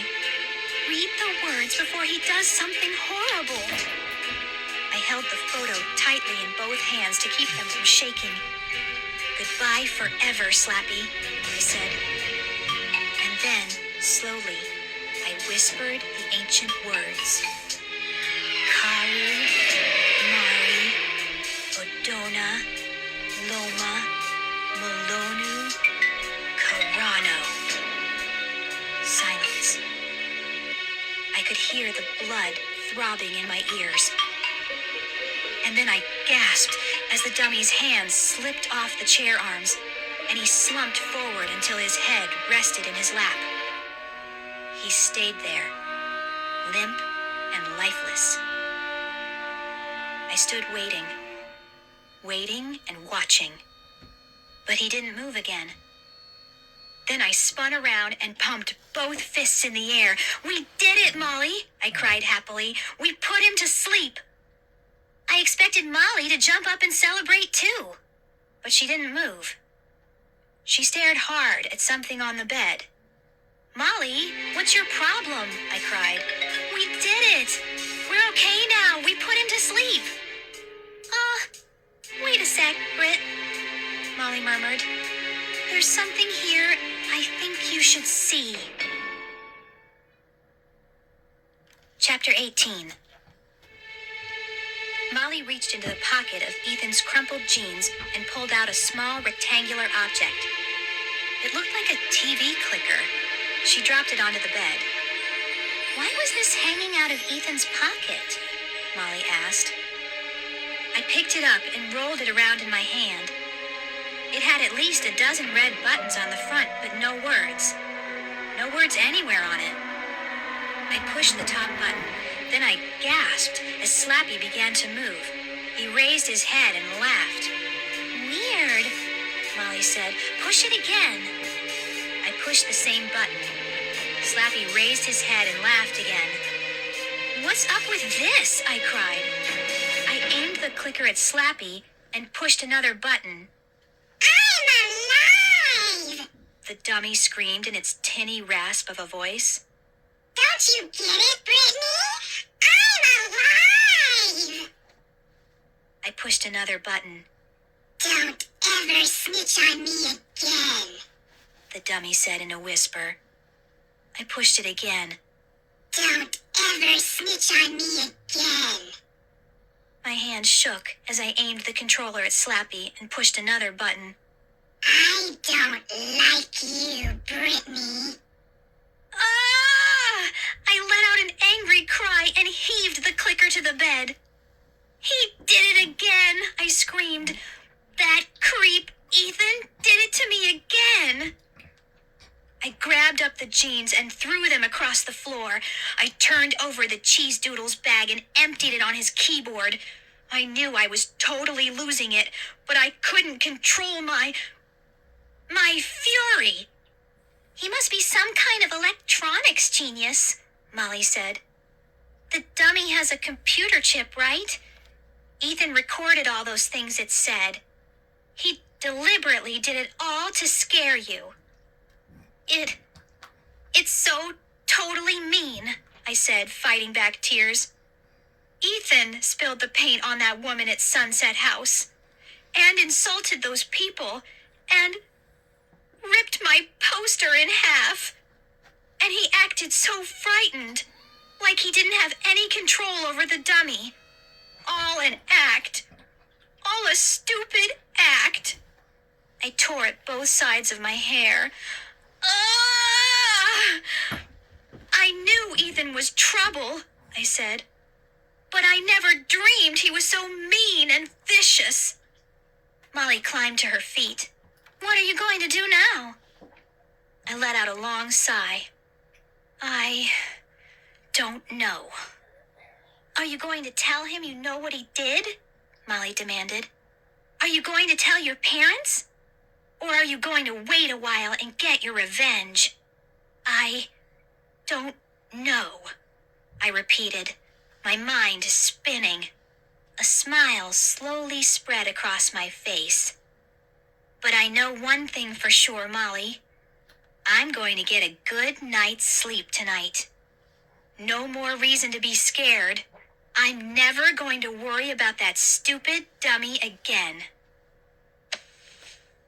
I felt a soft tap on my shoulder. Huh? I blinked. Another tap.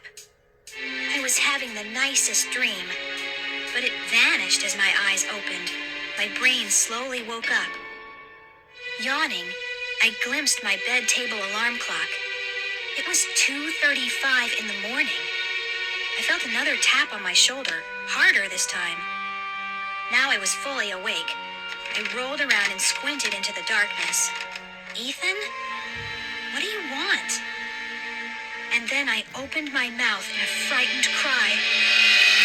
Slappy!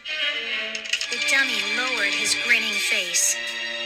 The big blue eyes locked on mine. His wooden hand shot out and grabbed my wrist. Thanks. He whispered in my ear.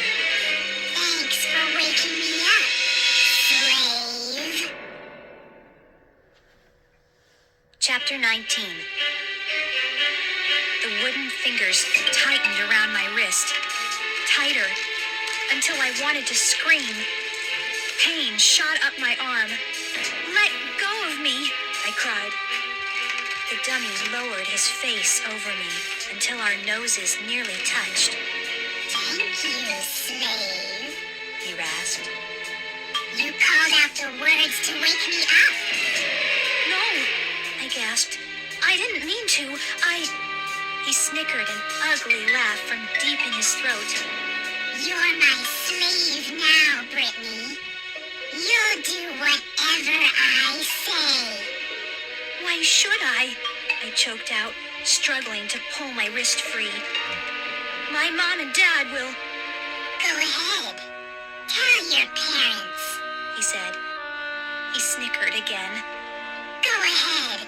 I'd like that. Know what they'll think? They'll think you've gone crazy. They won't believe a word. They'll take you to a doctor. He released my wrist. His painted grin appeared to grow wider. Are you ready for your first task? No, I stammered. Go away. You can't force me to do anything. He uttered a low growl and straightened up. Then he raised both fists in front of me.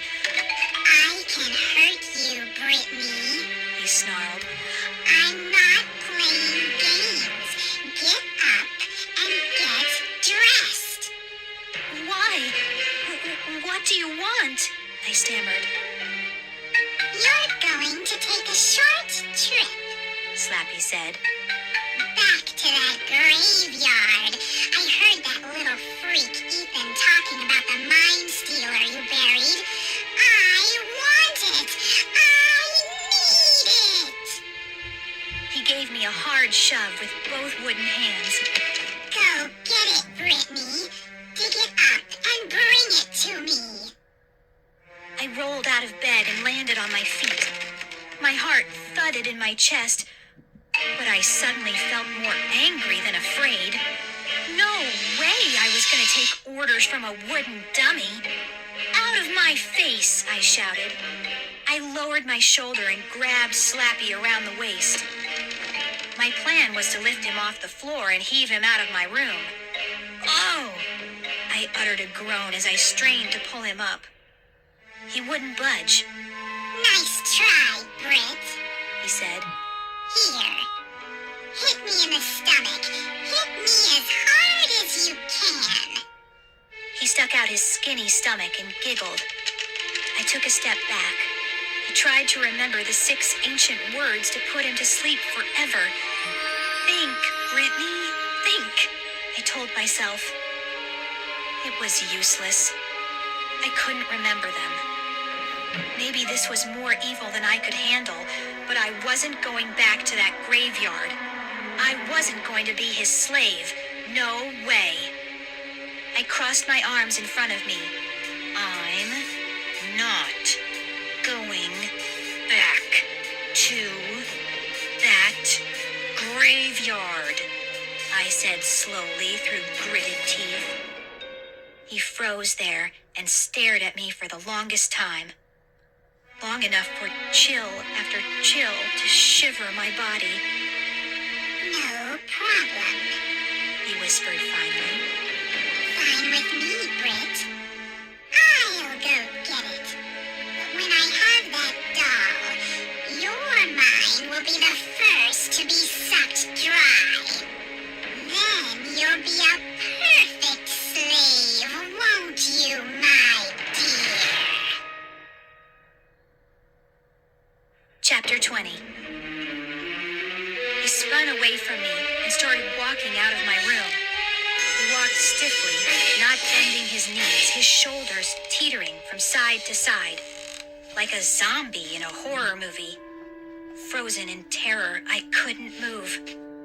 Clump, clump, clump. I listened to him thump down the stairs.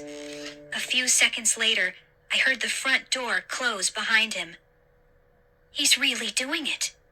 He's going to the graveyard to get the doll, I realized. I had to stop him.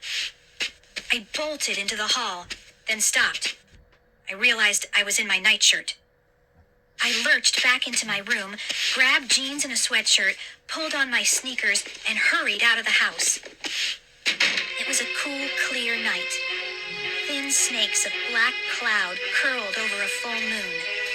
My shoes squished over the slippery grass as I ran to the street. It must have rained earlier.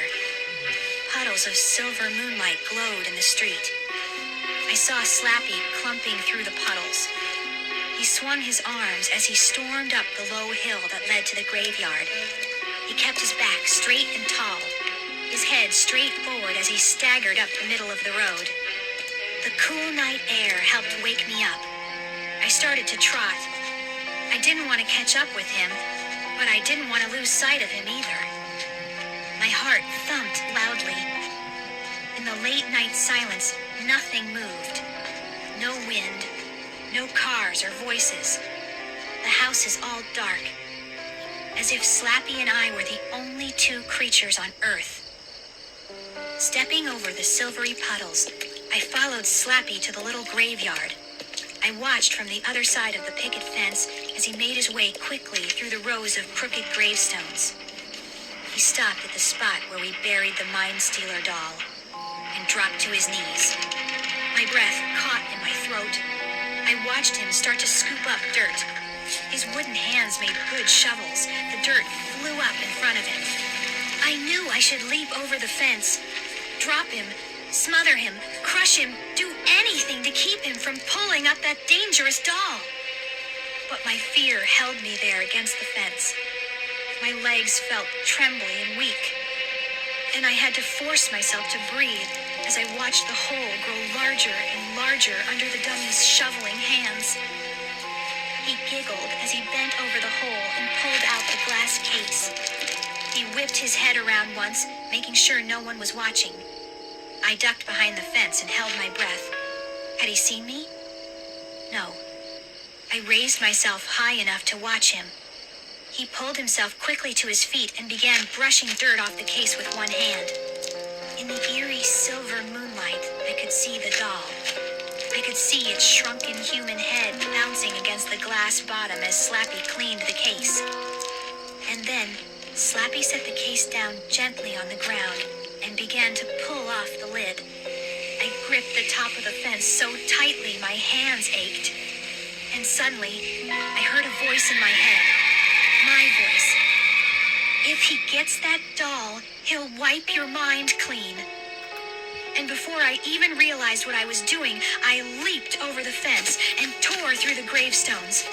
I tackled Slappy around the waist. I shoved him hard away from the doll case. And with a burst of strength, I lifted the thrashing, kicking dummy high above my head. You're dead meat, slave! He screamed. You'll be punished for this! And then it was my turn to scream, as a powerful wave of white light blinded me and wrapped itself around me, trapping me in its beam. Chapter 21. I blinked and blinked again, struggling to fight the light. It divided in two beams of light. Car headlights! My eyes slowly adjusted, and I recognized my parents' car. Dad pushed open the driver's door and slid out. He was in his striped pajamas. "Brittany," he called, shielding his eyes with one hand. "We saw you leave. We followed you. What are you doing here with Ethan's dummy?" Slappy had gone limp. I still held him above my head. "Why are you burying Ethan's dummy?" Mom called. She stepped out of the car, wrapping her brown robe around her. "Have you gone crazy? Out here in the middle of the night?" "You know how important that dummy is to Ethan," Dad said. "How could you bury it? How could you do such a mean thing?" You don't understand," I gasped. I'm not burying it. I was trying. I let out a frustrated cry. "Oh, I can't explain it to you. You wouldn't understand." "We have eyes, Brittany," Mom said. "We can see the hole you dug. We can see you putting Ethan's dummy into the hole." Dad motioned for Mom to be quiet. "It's okay," he said softly. He climbed over the fence and started walking toward me, a step at a time. "It's okay, Britt. Just stay there, sweetie. Don't move. We'll get you to the doctor first thing in the morning. We'll get you the help you need. Give Dad the dummy, dear," Mom said. "And come get in the car. We'll take care of you. You know we will." Lying limp in my hands, Slappy giggled. You're a big loser. whispered. Guess we're going home together, slave. I'll come back tomorrow for the doll, then Slappy wins for good. Chapter 22. I couldn't take that. I couldn't let him win. My anger exploded in a scream that echoed off the granite tombstones. No! I knew what I had to do. I jerked Slappy high over my head, and with all my strength, heaved him head first into the glass case. I heard a deafening crack as the glass split. I saw the case shatter under the dummy's hard wooden head. Slappy uttered a sharp groan as his face slammed into the doll. Yes, yes! The dummy's head smashed against the shriveled, green, shrunken head. They were nose to nose. I uttered a cry and staggered back as the doll began to glow. The shrunken head glowed with a white light, and the doll began to buzz. Slappy's arms and legs jerked straight out as if struck by lightning. The dummy's body jolted once, twice. Then Slappy collapsed in a lifeless heap on top of the doll case. I waited. Slappy didn't move. The Mind Stealer doll had claimed another victim. I suddenly realized that tears were rolling down my cheeks. My whole body trembled. I took a deep breath and tried to calm myself. Brittany, what's going on? Dad asked, stepping up beside me. It's okay, I choked out. Really, it's all over. No more crazy dummy stories, I promise. It's all over. Mom stepped up beside me and put her arm around my waist. I hope you're telling the truth, she said. I am, I insisted. Here. I gathered up the lifeless dummy and handed it to Dad. Here. Let's take it back to Ethan. Everything will be fine from now on. Let's get you back home, Mom said. She started to guide me to the car. I took a few steps, then remembered the Mind Stealer. One more thing I have to do, I said. Go back to the car. I'll be there in 1 second. I waited till they began walking to the car. The dummy's arms and legs dangled lifelessly as Dad carried it away. I was finally breathing normally. I felt so happy, so relieved. Slappy was gone, his mind erased. Now I just had to deal with the Mind Stealer doll.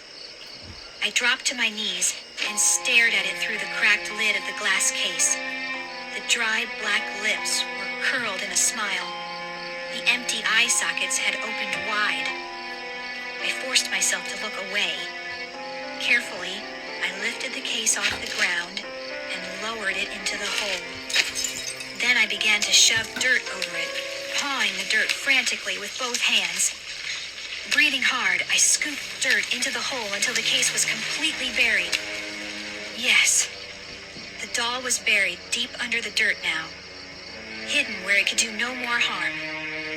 I pulled myself to my feet and brushed the dirt off the knees of my jeans.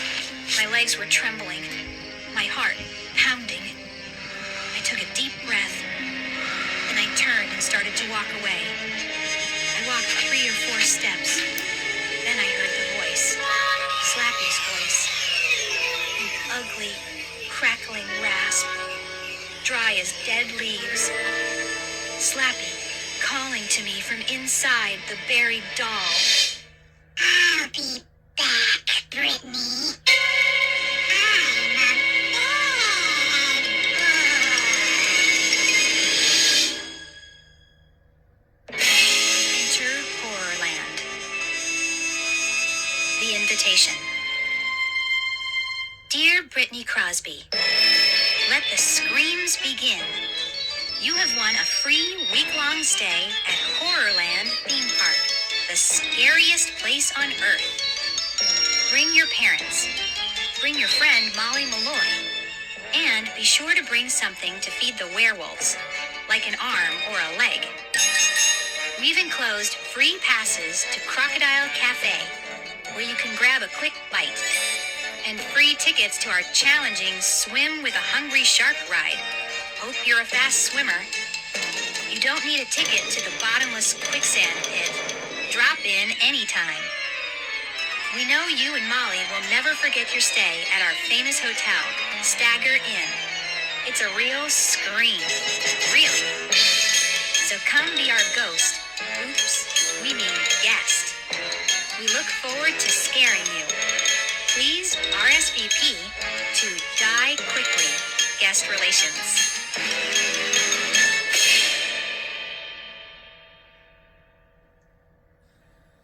Chapter 1. Molly and I sat in the back seat of my parents' car and talked all the way to Horrorland. After 4 straight hours of our talk, Dad cranked up the radio as loud as he could. That was his subtle hint that we should take a break. You two are chattering like magpies, Mom said. What are magpies? I asked. Little black and white birds that chatter a lot, Mom said. Why don't you two enjoy the scenery for a while? Yeah, for sure, I said. Molly and I went back to our conversation. We were totally psyched. Our friends Caitlin and Jason went to Horrorland last spring. They told us all about it when they got back. They said it was the coolest place they'd ever been. They have a werewolf petting zoo? Caitlin said. Do you believe it? She laughed. The werewolves look totally real. It was awesome. Jason liked the rides. He said to be sure to check out the Doom Slide, the world's longest slide. And don't miss Black Lagoon Water Park, he said. You'll love the bottomless canoe ride, and you won't believe Quicksand Beach. Once you start sinking, you think you'll never stop. So here we were, on our way to the famous scary theme park, riding through endless farmland, all the windows down because the air conditioner stopped working, talking non-stop. Finally, the park came into view. We drove through the wide open mouth of an enormous purple dragon. It had to be 10 stories high, into the endless parking lot jammed with cars. Up ahead, I saw a tall green and purple billboard. It said, Welcome to Horrorland, where nightmares come to life. I slapped Molly a high five. This is gonna be awesome, I cried. And it's all free, Dad chimed in. Brittany, what did you do to win free tickets? I shrugged. Beats me. I didn't enter a contest or anything. I don't know how I got picked. They seem to know a lot about us, Molly said. They knew my name. It's totally weird. This is one of the biggest theme parks in the world, Dad said. They do a lot of research on people. We climbed out of the car. The afternoon sun beamed down from a clear, cloudless sky. Large black birds circled high overhead. Are those buzzards?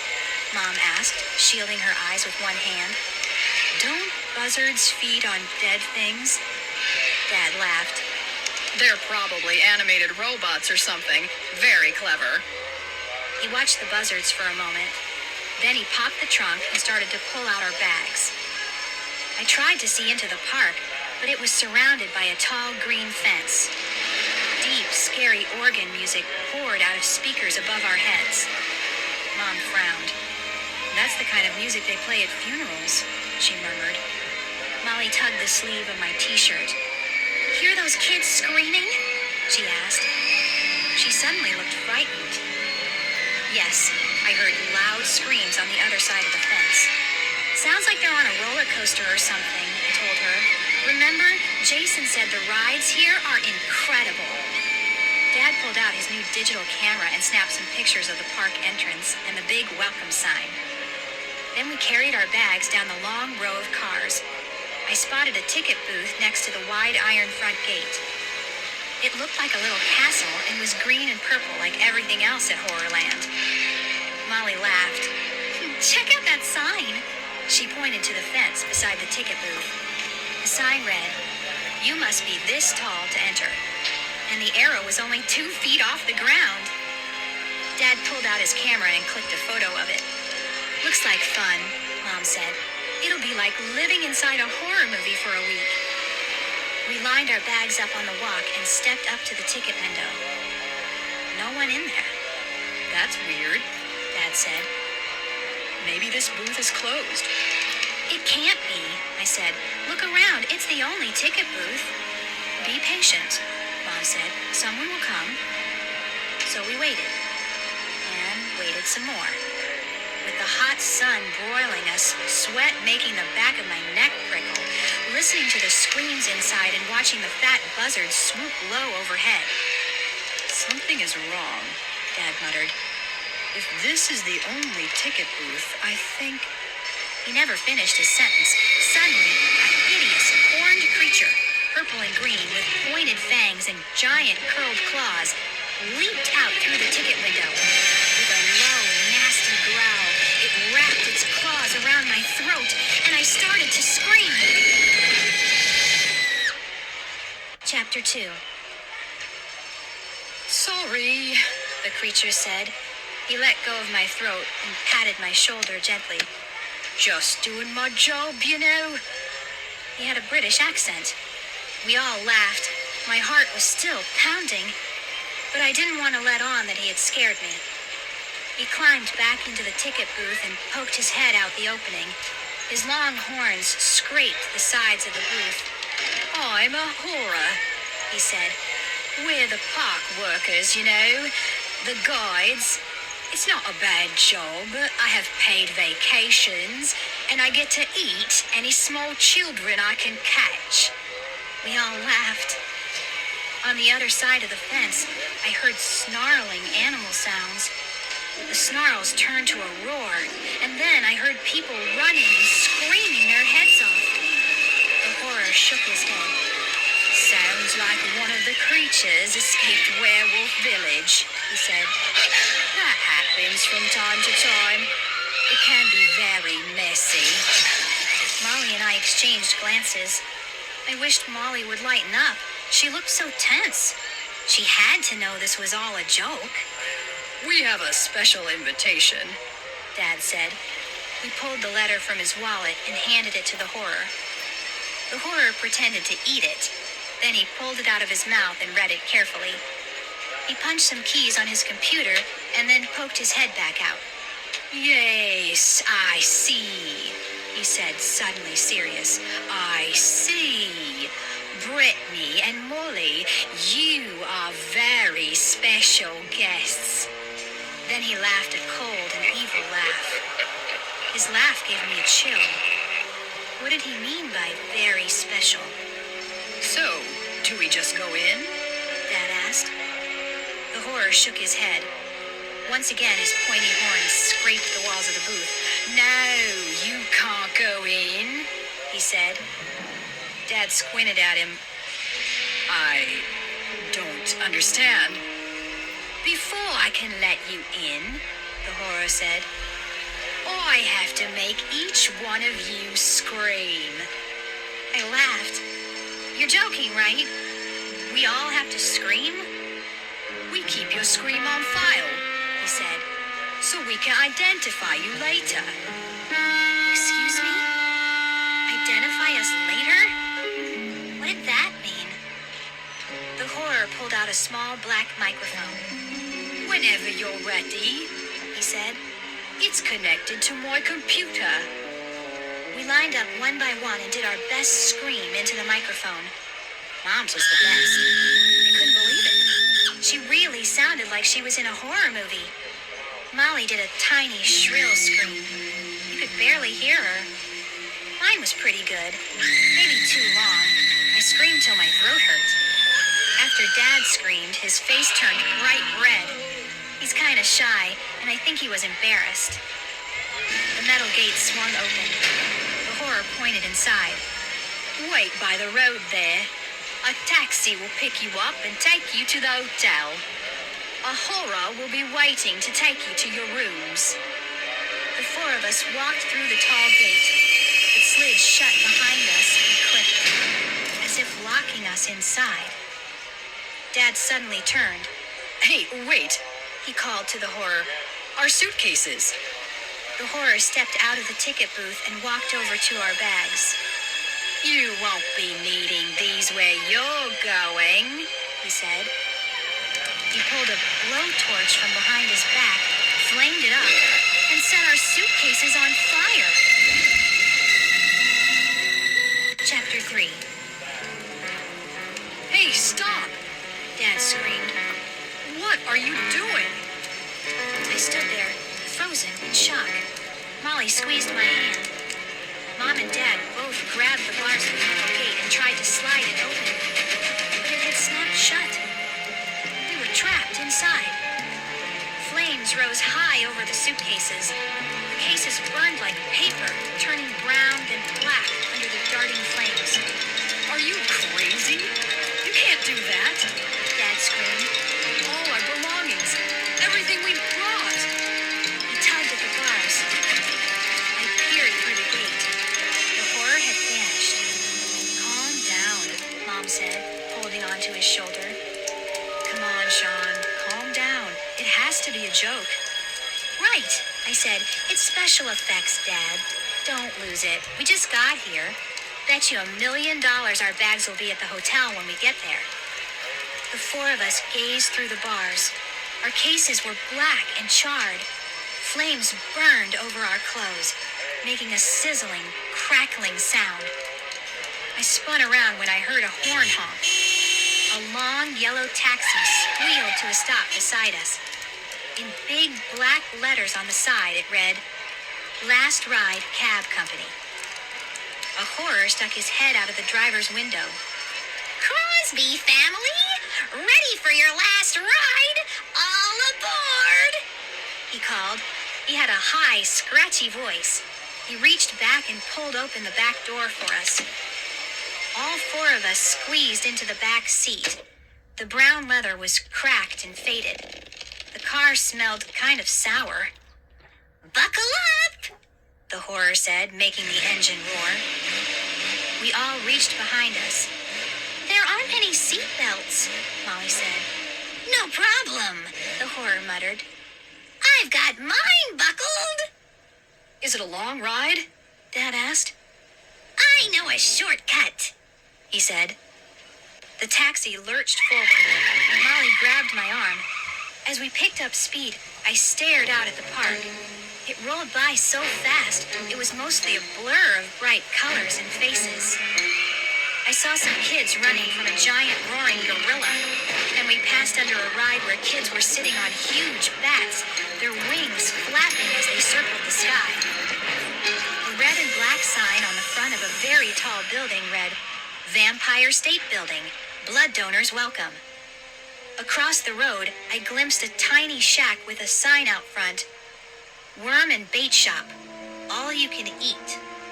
We passed a crowded outdoor theater. Outside, a sign read, TV's hit show, Dancing with the Squids.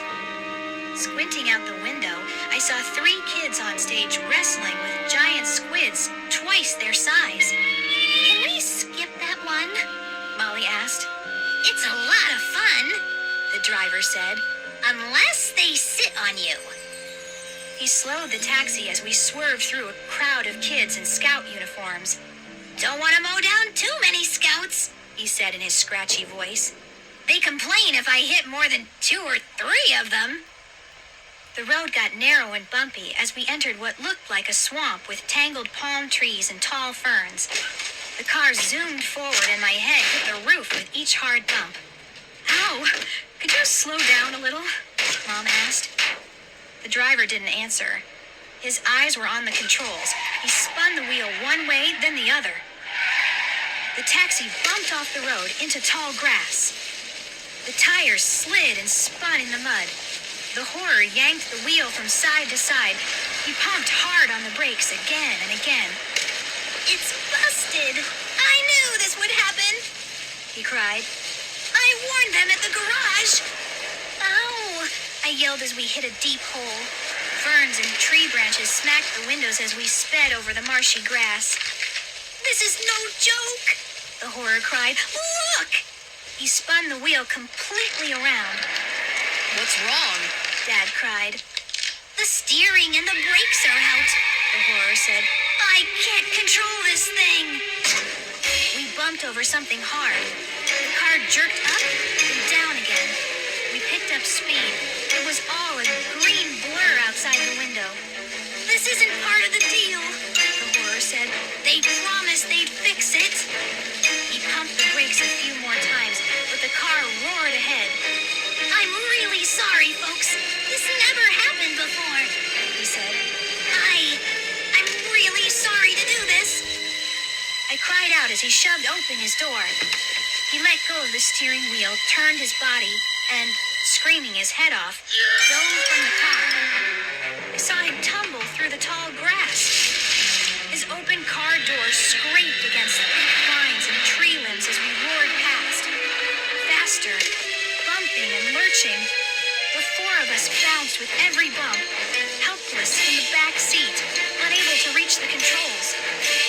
Then I saw the red brick wall rise up in front of us. I opened my mouth to scream, but Molly beat me to it. We're going to hit it, she wailed. We're going to crash. Chapter 4.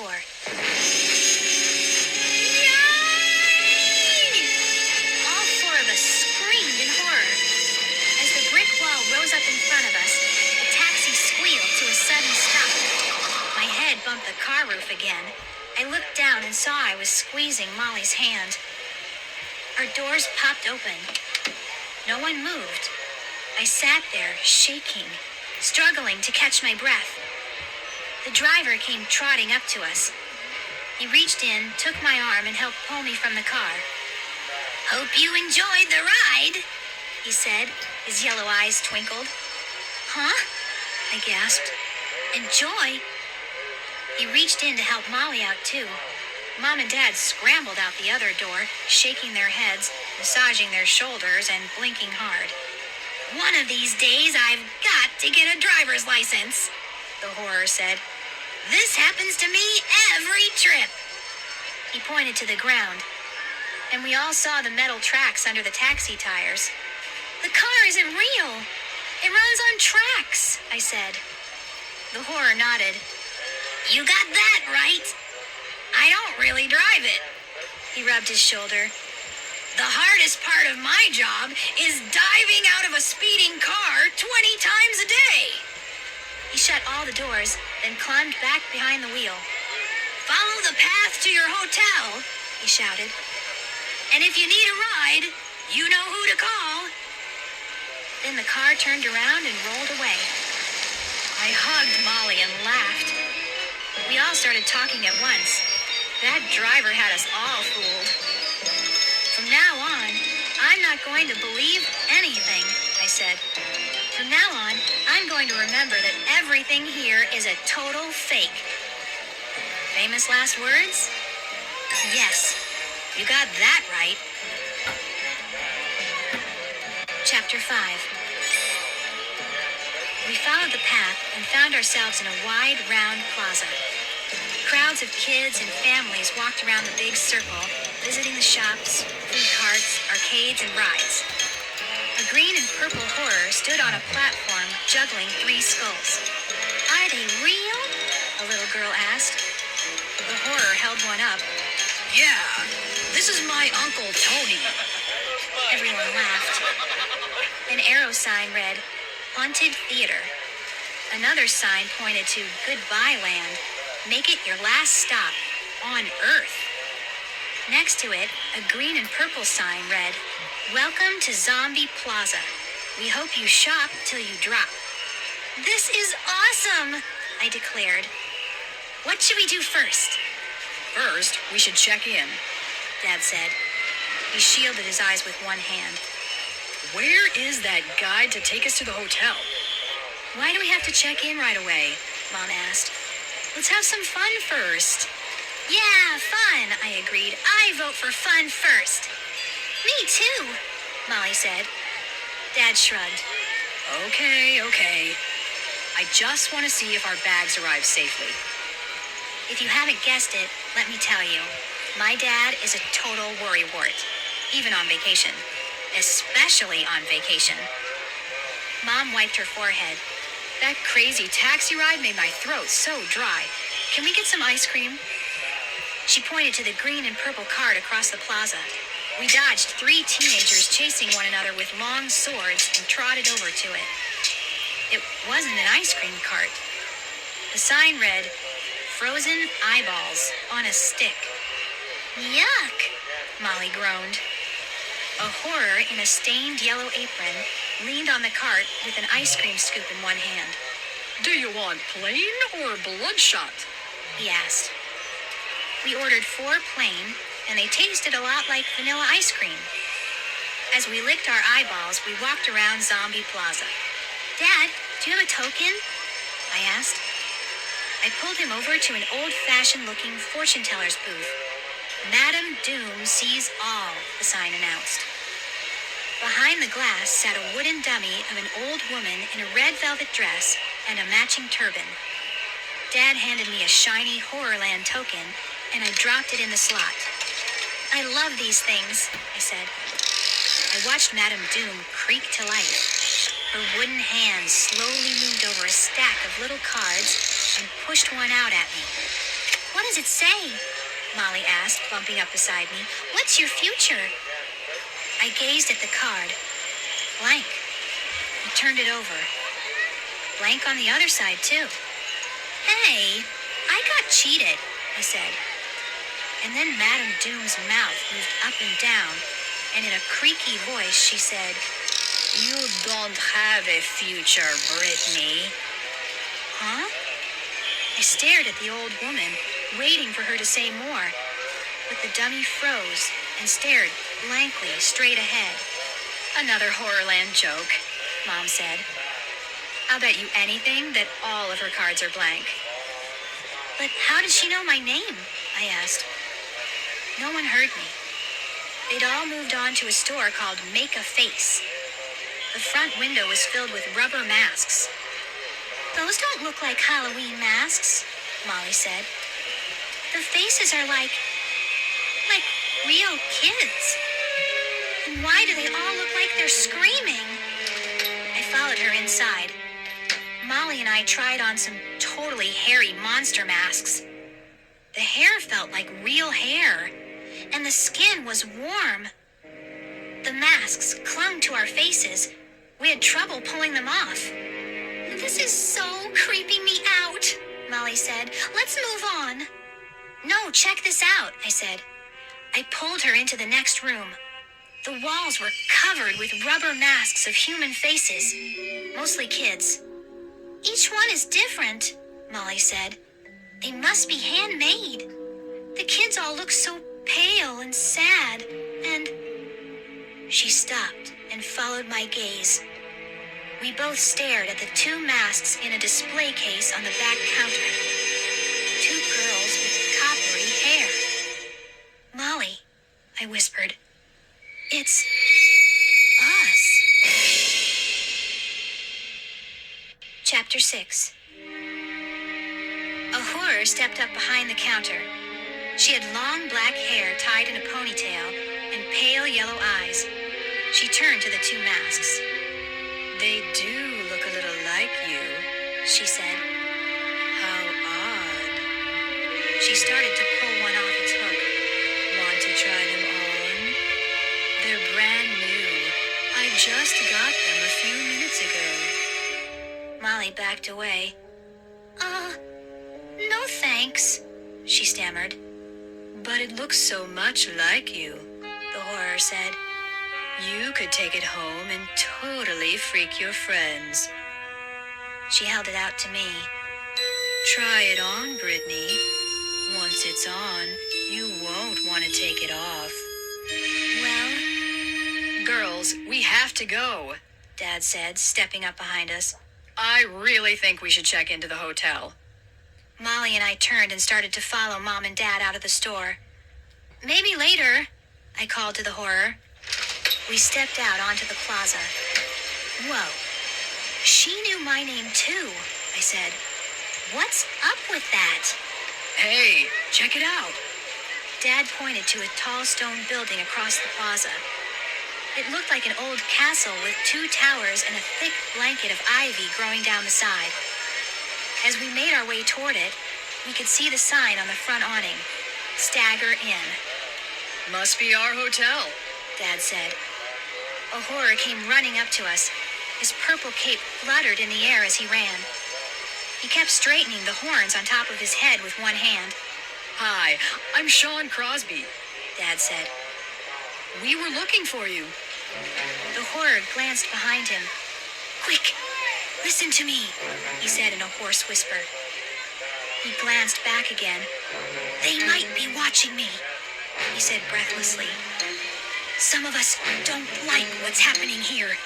Some of us are trying to stop it. He grabbed my dad's shirt sleeve. Get out of the park, he cried. as fast as you can. Get out of here. Chapter 7. The horror dropped Dad's arm. Then he tucked something into my hand and took off, running full speed across the plaza. The 4 of us watched him open-mouthed. Then we burst out laughing. He's a good actor, Molly said. For a second, I totally believed him.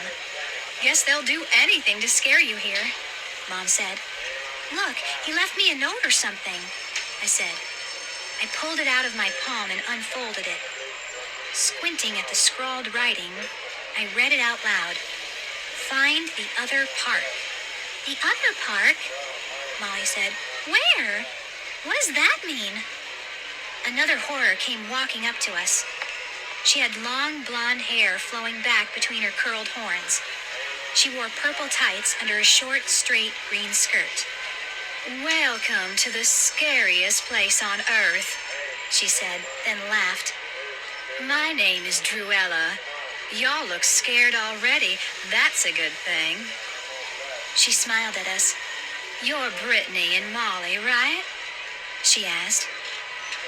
Very special guests. Follow me. She swung her cape behind her and led us into the hotel. A horror at the front desk was filing his claws with a long nail file. He didn't look up as we passed. We walked through the front lobby. There were chairs and couches all around, and a skeleton sprawled in each one. The walls were covered with huge oil paintings, all of children screaming their heads off. A headless man played scary music on an organ in the corner. This is the place to relax, Druella said. She led us into the narrow elevator. When the doors rattled shut, it was pitch black inside. The elevator groaned, then slowly began to move. She showed my parents to room 202 on the 2nd floor. Are the girls next door? Mom asked. Druella shook her head. No, they're coming with me. Our special guests all stay on the 13th floor. Naturally. Back into the dark elevator. It creaked and groaned and seemed to take forever to climb to 13. Druella led us down a dark, winding hall to room 1313. She handed me a key card. You don't mind that this room is haunted, do you? She said. Molly and I laughed. Of course not, I said. Don't be scared, Druella whispered. The ghost only comes out in the day and in the night. She turned and started back down the hall. If you need anything, just scream, she called. I inserted the key card, and the heavy door creaked open. A blast of cold air greeted us. The air conditioner must have been turned on full blast. I fumbled in the darkness for the light switch and clicked on the lights. Wow! Check it out! It's totally awesome! Molly cried.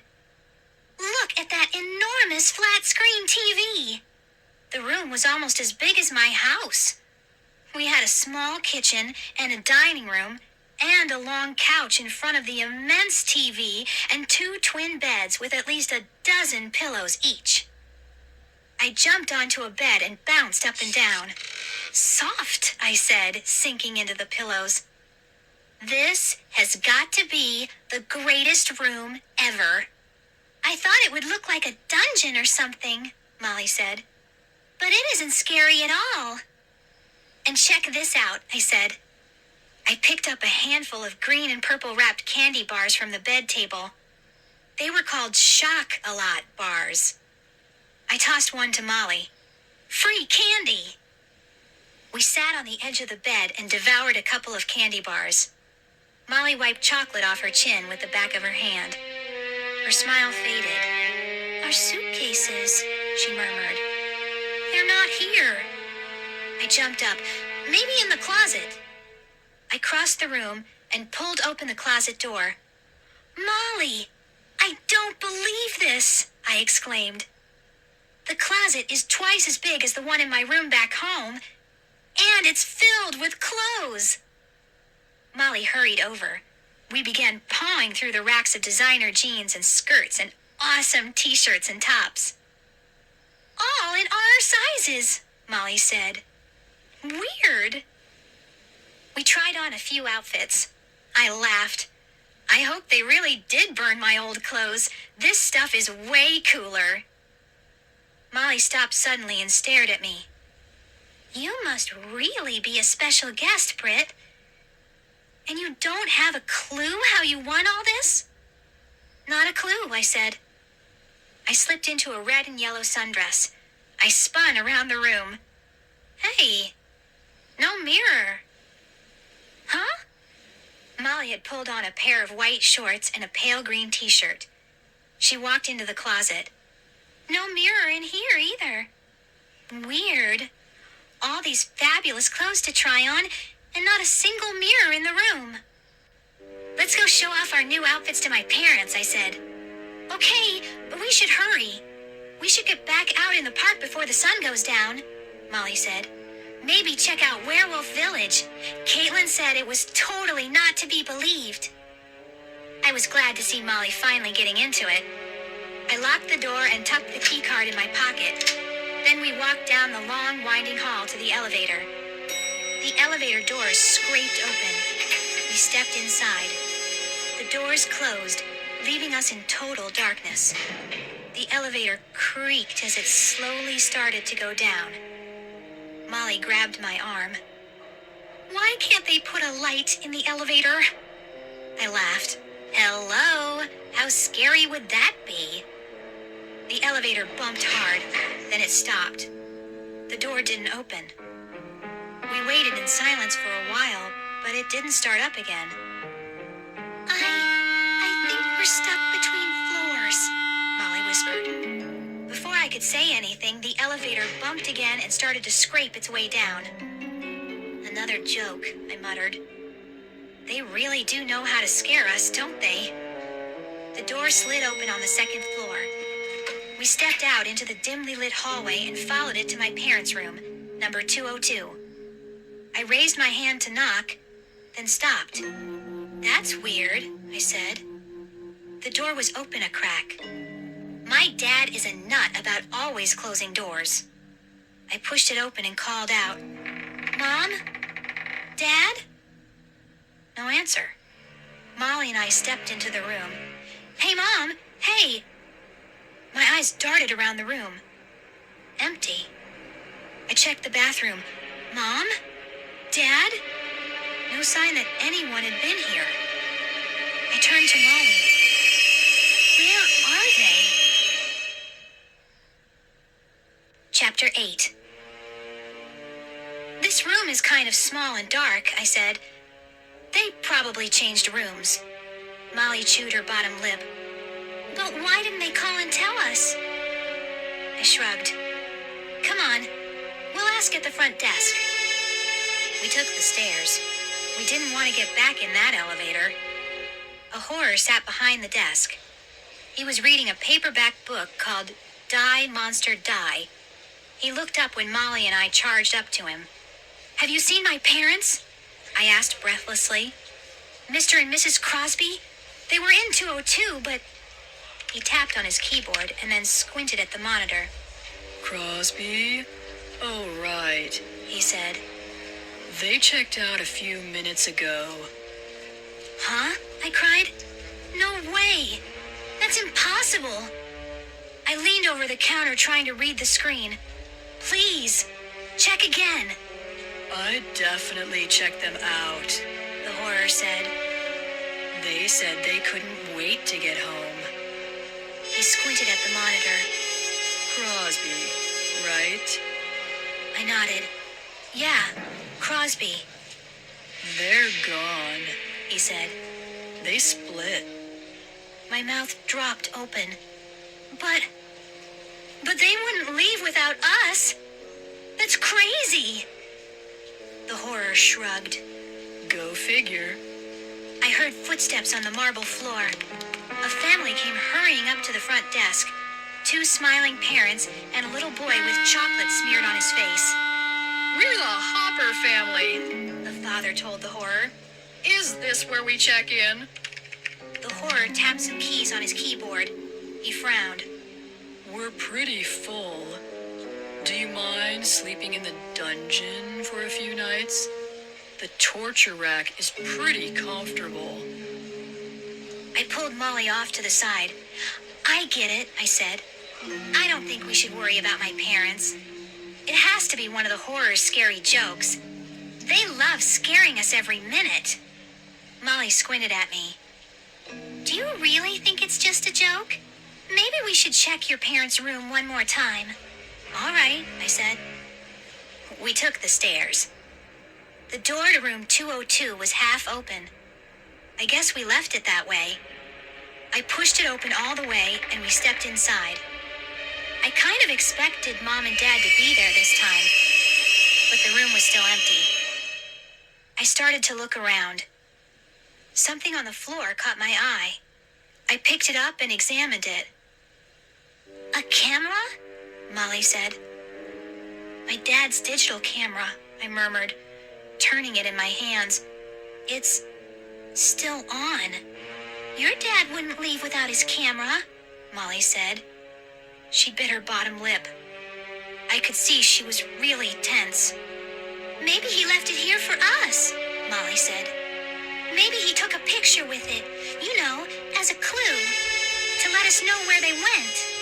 Yeah, maybe, I said. I could feel myself getting excited. Maybe. I pressed a button on the back, and instantly, a picture came up on the view screen. I held it up to my face, and we both stared at it. No, I stammered. It can't be.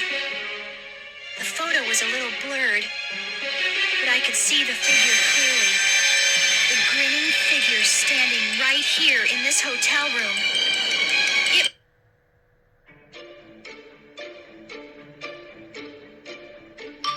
Scholastic Audio presents Attack of the Jack, a Goosebumps Slappy World story by R.L. Stein.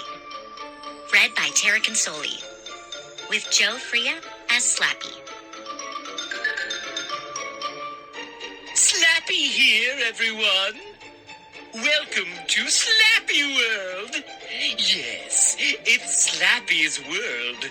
You're only screaming in it. Readers beware. Don't call me a dummy. I'm so bright, you need to wear sunglasses when I come into a room. Know why I was the smartest one in my class? Because I was the only one in my class. Do you know the only one who is smarter than me? Me! I know that doesn't make any sense, but you don't want to be the one to tell me that, do you, slave? I'm smart, and I'm generous, too. I'm such a nice guy. Know what I like to share? Horrifying stories to make you scream and shake. I don't want to keep you up all night. I want to keep you up forever. Take this story. It's about a sister and brother named Violet and Sean. They don't know it, but they are about to go on the most terrifying sailing trip ever. I don't want to spoil the story, but here's a hint. Their ship isn't exactly waterproof. Hope you don't get seasick, slave. Go ahead, start the story. I call it Attack of the Jack. It's just one more tale from Slappy World.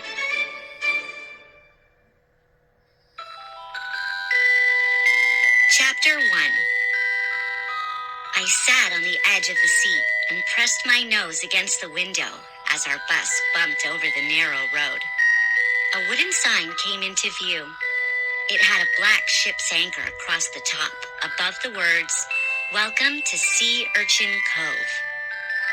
"We're here," I told my brother, Sean. He didn't look up from the battle soccer game on his phone. "I can smell the ocean," he said.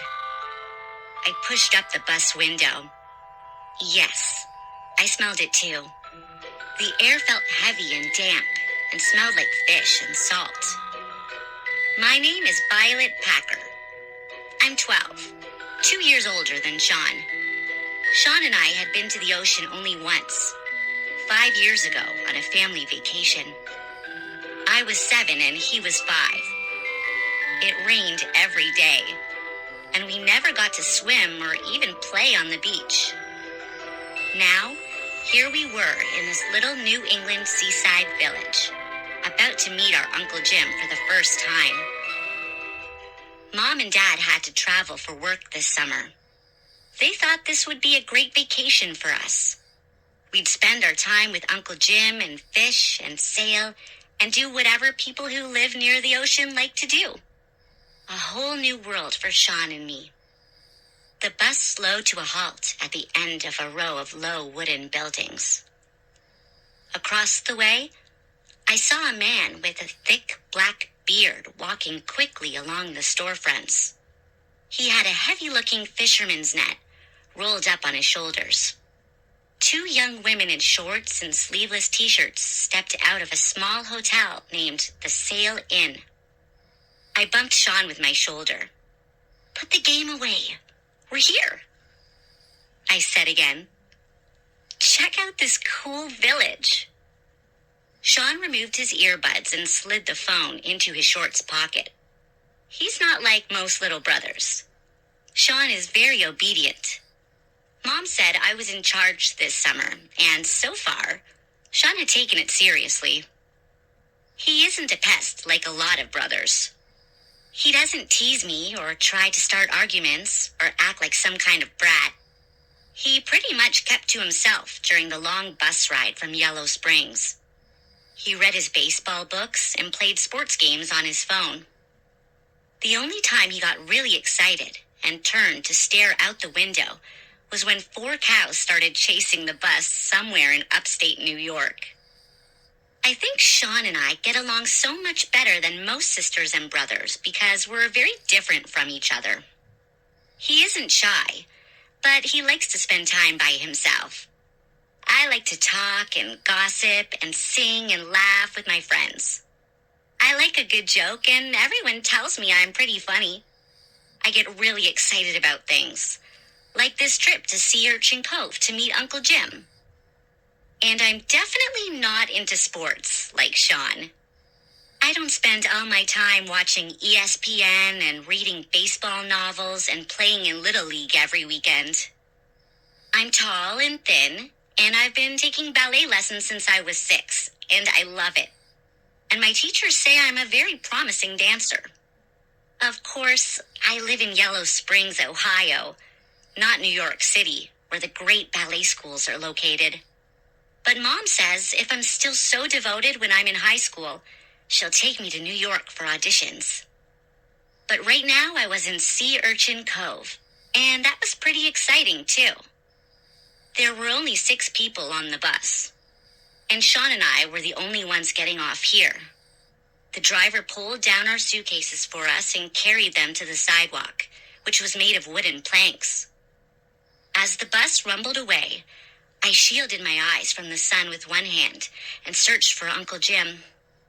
But there was no one waiting for us. Mom warned us that Jim is absent-minded, I reminded Sean. Sean frowned. Does that mean he doesn't remember we are coming today? No, it just means he's late, I said.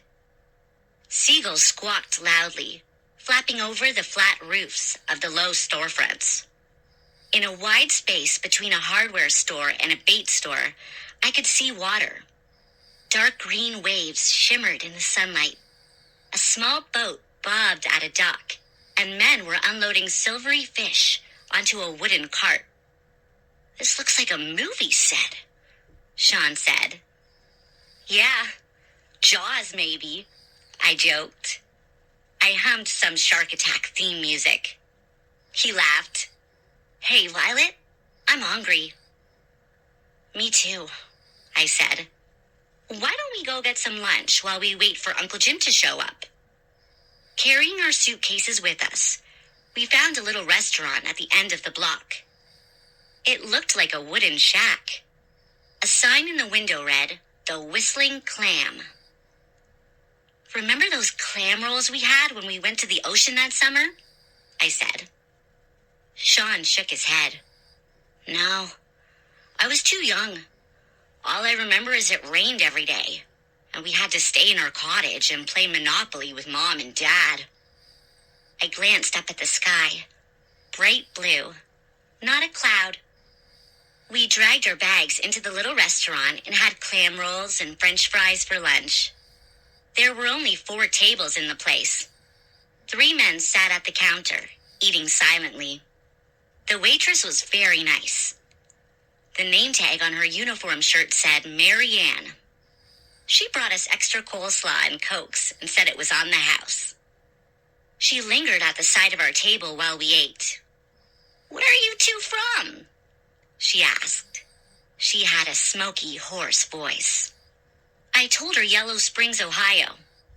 Going to stay with my uncle, I said. She wiped at a stain on her apron. Who's your uncle? His name is Jim Finnegan, I said. She gasped. Her mouth dropped open. Admiral Jim? Her voice was suddenly tiny. I nodded yes, and she took a step back. Her eyes were still wide with surprise. What's wrong? I asked. You don't want to stay with Admiral Jim, she said, and her voice trembled. You need to make other plans or take the first bus back to Yellow Springs. Sean pushed his plate away. He had gone very pale. I don't understand, I stammered. Listen to me, Mary Ann said, grabbing my shoulder. Don't stay in that falling down old lighthouse with that crazy old coot. I'm warning you. Sean and I just stared at her. I felt a shock of dread tightening my stomach. I took a deep breath. This is the part where you say you're joking, I said. Right. Please say you were just messing with us, Sean added. She shook her head, her lips tight, eyes still wide. I'm not joking, kids. Believe me. No one in Sea Urchin Cove wants to go near your uncle. Admiral Jim is hiding something in that old lighthouse. Something evil. Chapter 2. Sean and I ended up walking to Uncle Jim's lighthouse. The whole village was only 2 blocks long. A small open-air market stood at the end. Then the land sloped slowly down, covered in tall green reeds. The reeds swayed one way, then the other, blown by the gusting bursts of wind off the ocean.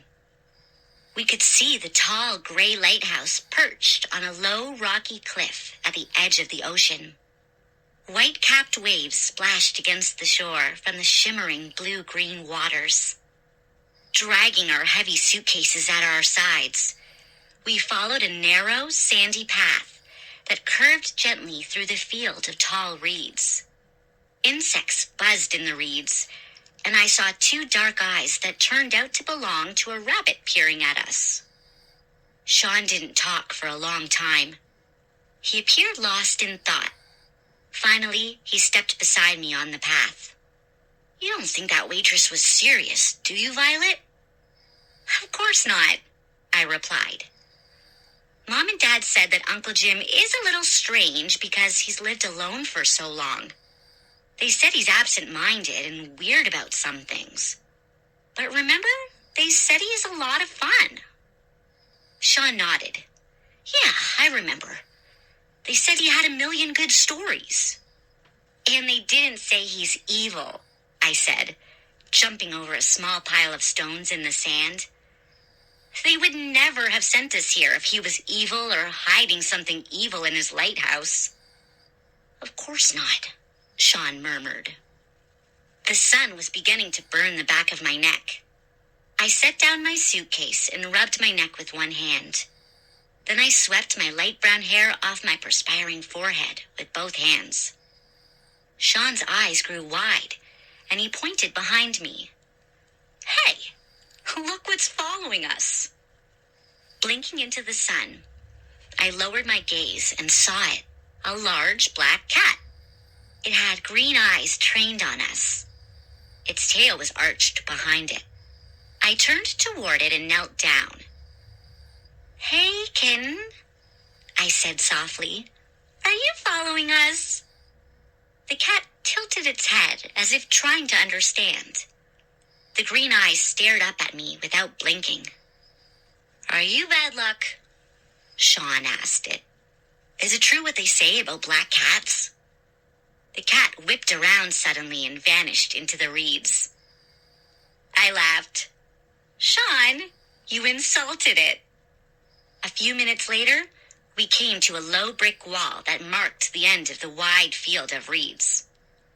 "Check that out," Sean said, pointing at the wall. Someone had painted a grinning white skull on the faded bricks. The skull had a big black X over it. "Not very inviting," I said. "Maybe Uncle Jim doesn't like visitors." "Maybe he did it for a joke," Sean murmured, staring hard at it. The lighthouse rose up on the other side of the wall. As we came near, I could see that jagged cracks ran from top to bottom on the sides, and the paint was peeling everywhere. A gray shingled house stood a few yards from the lighthouse. The shutters were drawn. A triangle-shaped flag fluttered on a low flagpole in front of the house. The flag was red, with a black ship's anchor in its center. I gazed at the white-capped waves crashing against the shore just beyond the house. A short wooden dock had a tiny boat bobbing at its side. The wind rushed at us off the water. Sean's blonde hair blew wild around his face. "Let's get out of this wind," he said. "I'm freezing." I realized I was shivering too. I don't know if it was because of the wind or because of the creepy grinning skull. We helped each other over the low wall. Then we dragged our suitcases to the front door of the little house. It was gray like the shingles, wooden, with the paint peeling. No doorknob. "Hey, Uncle Jim!" I shouted. But a burst of wind blew my words back into my face. I leaned forward, trying to dodge the powerful gusts, and the door swung in. "Uncle Jim?" No answer. I lifted my suitcase and stepped inside. I squinted into a cluttered, dimly lit room, the air hot and damp. Sean followed me in, and before I could push the door closed, I saw a flurry of motion on the floor. As if blown by the strong wind, the black cat darted into the house. "Hey!" I called after it. But the cat leaped to the center of the room, onto a dark, round throw rug. It sat on its haunches and gazed around slowly, its green eyes wide and unblinking. Then, in a hoarse, scratchy voice, the cat said, "Admiral Jim, visitors!" Chapter 3. Sean and I stared at the cat with our mouths open. Then we turned to each other with the same question on our faces. Did we just hear that? The black cat tilted its head, as if waiting for an answer. Then it repeated, "Admiral Jim?" I heard someone groan, and then a loud squeaking sound. I turned to the doorway to our left. It led to another room, and in the doorway, I could see a large man slowly sit up from a white rope hammock. With another groan, he dropped his feet to the floor. Sweeping back his long white hair, he lumbered to his feet. He wore a white sailor uniform. His big belly bulged out from under the shirt. He had a round red face, cherry red, and kept blinking his large blue eyes. His thick mustache was as white as his hair. He pulled on a white admiral's cap as he walked unsteadily toward us. He stretched and yawned and then squinted, first at Sean, then at me. "My niece and nephew, have ye arrived?" he said in a booming voice that seemed to rumble up from deep in his chest. "I apologize. I wasn't expecting ye till later." The cat tisk-tisked. "Uncle Jim?" I suddenly couldn't speak. He was so huge and red-faced and old. His uniform was wrinkled, and a big stretch of his stomach showed through his open shirt buttons. "Welcome, welcome!" He threw his arms up and dove forward to wrap us both in a hug. "So sorry I wasn't there to greet you. The cat was supposed to wake me." "Do tell," the cat muttered, shaking its head. "The cat, it talks?" I finally found my voice. Sean took a step back. I think this was all too weird for him. Uncle Jim nodded. "Yes, she does." He leaned toward the cat. "Tell our visitors your name." "Celeste," the cat hissed, her pink tongue licking her front teeth. A grin stretched over our uncle's face, making his mustache spread like two wings. "Forgive her slight lisp." "But that's impossible," Sean cried. Uncle Jim kept his eyes on the cat. "Do you think it's impossible, Celeste?" "No," the cat immediately replied. "It's some kind of a trick," Sean insisted. "The cat is a robot, right? A robot with artificial intelligence?" Uncle Jim tilted back his admiral's cap and scratched his white hair. "I don't know what that means, young Sean." He petted Celeste's back. "A cat is a cat, I think." He picked up our suitcases. "Follow me. Let's get ye settled. Then I'll tell ye the story of my cat." I'd been so startled by seeing him and the cat, I hadn't looked at the front room at all. As Sean and I followed our uncle to a narrow stairway against the back wall, it all started to come into focus. He had a huge fisherman's net draped over one wall.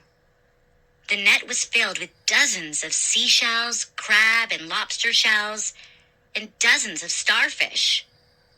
The room was so cluttered with objects, there was little space to walk. I saw a black cannon with 4 cannonballs stacked in front of it, a ship's anchor leaning against a skull and crossbones pirate flag, 2 big wooden chests with carvings of mermaids on the sides, shelves of toys and knickknacks and colored bottles and tiny model ships. "This is awesome," I whispered to Sean. Sean nodded, like being in a weird museum. Uncle Jim stopped at the bottom of a steep, narrow staircase. "You'll be sleeping in the crow's nest," he boomed. "Careful. The old wooden stairs are a bit rickety." I peered up toward the top of the stairs. Shadowy gray light washed over a bare wall. A suitcase in each hand, Uncle Jim squeezed into the stairway. He started up the stairs, but then turned back to us. "Don't worry," he said. "The ghost seldom comes out in the daytime." Chapter 4. Sean and I exchanged glances. Was he serious? We found 2 tiny rooms upstairs. The crow's nest, as our uncle called it. Each room had a small dresser with a lamp on top and a rope hammock strung between wooden posts. Uncle Jim set down the suitcases. "I'll bet you've never slept in a hammock before," he said, smiling again, making his mustache flutter. Sean squeezed a hand over the ropes, testing it. "Do people really sleep in these things?" That made Jim laugh. "You sleep like a baby seal." "Do baby seals sleep a lot?" I wondered. I unpacked some of the clothes from my suitcase and stuffed them into the small dresser. The rest I left in the suitcase. I shoved the suitcase against one wall. Then I hurried down the narrow, creaking stairway to rejoin Uncle Jim. I couldn't wait to hear more about the cat. I found Uncle Jim sitting across from Sean at a tiny wooden table in a corner of the kitchen. Bursts of wind off the ocean rattled the kitchen window. Over the rush of the wind, I could hear waves crashing hard on the shore. Celeste hadn't moved from the round rug in the center of the front room. She was curled up tightly, making soft, purring sounds as she slept. Had I imagined her talking? No, I definitely had heard her speak. I sat down across from Uncle Jim. He pushed a tall brown mug across the table to me. "You must be thirsty after your journey, Violet," he said. "Some sailor's grog will refresh you." I gazed into the mug. "Sailor's grog?" "Actually, it's Diet Sprite," he said. "The village store doesn't carry real grog."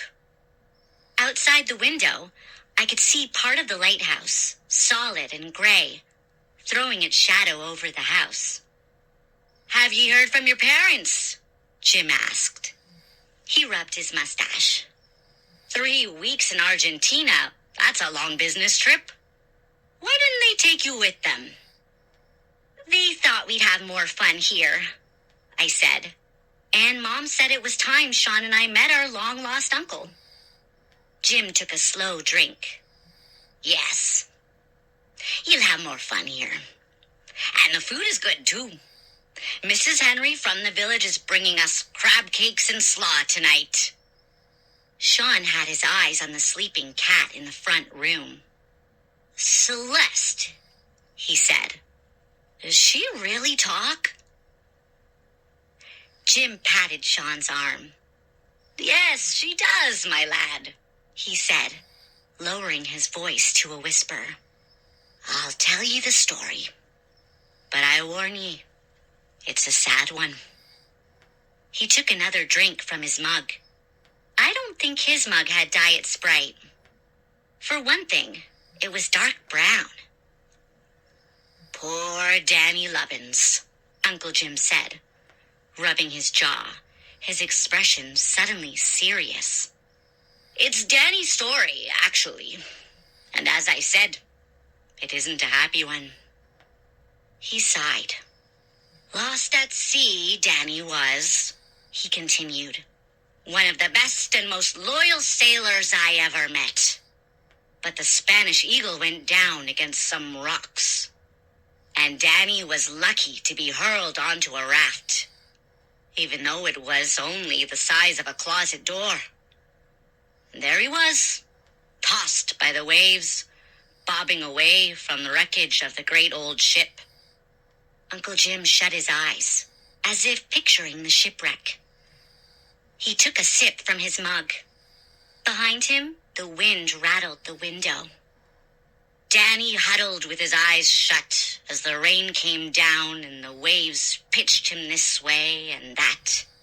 He knew he didn't have much of a chance on that tiny raft.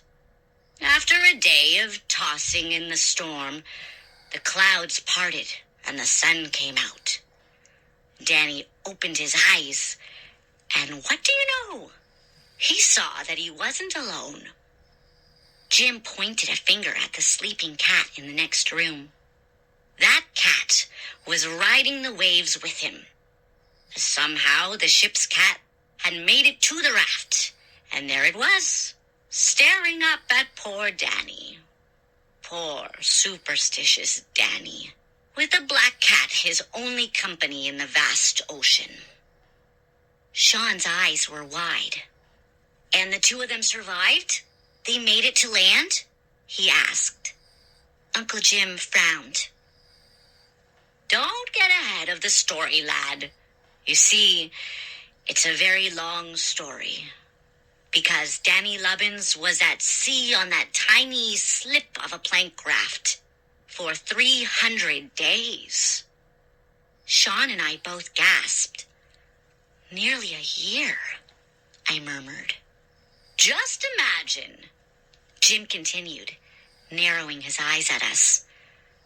Under the sun and in terrible storms, with nothing to do but catch fish and eat them raw and stare into the green eyes of a black cat for 300 days. He paused for a moment. Poor Danny thought he'd go stark raving mad. He needed something to think about. The poor lad needed something to do. So long at sea, so long at sea.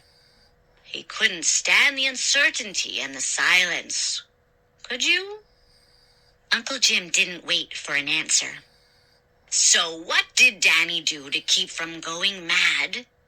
He taught the cat to talk. I gasped again. Sean crinkled up his face. In disbelief, I guess. Danny needed company, Jim said. All those hours, all those days and days and days. So he taught the cat to talk. Jim looked from Sean to me. I think he wanted to see if we believed his story.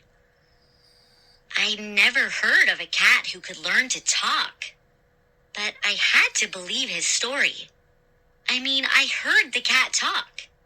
I couldn't deny it. And then they made it to shore? Sean demanded. Uncle Jim shook his head, lowering his eyes. Poor Danny. After 300 days, he spotted land, this very place. A rocky shore, but with gentle waves. The cat jumped off the raft and swam to safety.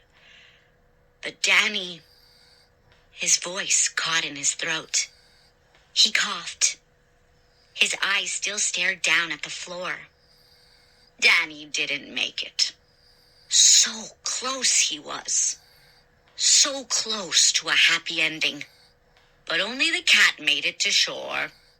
I found her down the beach from the lighthouse, and I brought her home. But Danny... His voice trailed off again. Whoa, wait a minute, Uncle Jim, I said. If Danny didn't make it to shore, how do you know the story? How do you know everything that happened? Yes, Sean agreed instantly. How do you know all this? Jim's blue eyes flashed. The cat told me, of course. Celeste told me the whole story. Sean and I just stared at him. There's more, Uncle Jim said, lowering his voice to a whisper. There's a story everyone in the village believes about Danny. He stopped and gazed around. Some people, you see, say they saw Danny Lubbins after he drowned. They say he came to shore as a ghost. They believe we haven't seen the last of Danny Lubbins. They think... He took a deep breath. They think Danny is going to return because he wants his cat back. They think he will come back here, an angry ghost, and take back what is his. Sean and I didn't have time to react. Just as Uncle Jim said those words, the back door swung open. The door swung open, and there was no one there. Chapter 5. I screamed. Sean shoved his chair back, too startled to make a sound.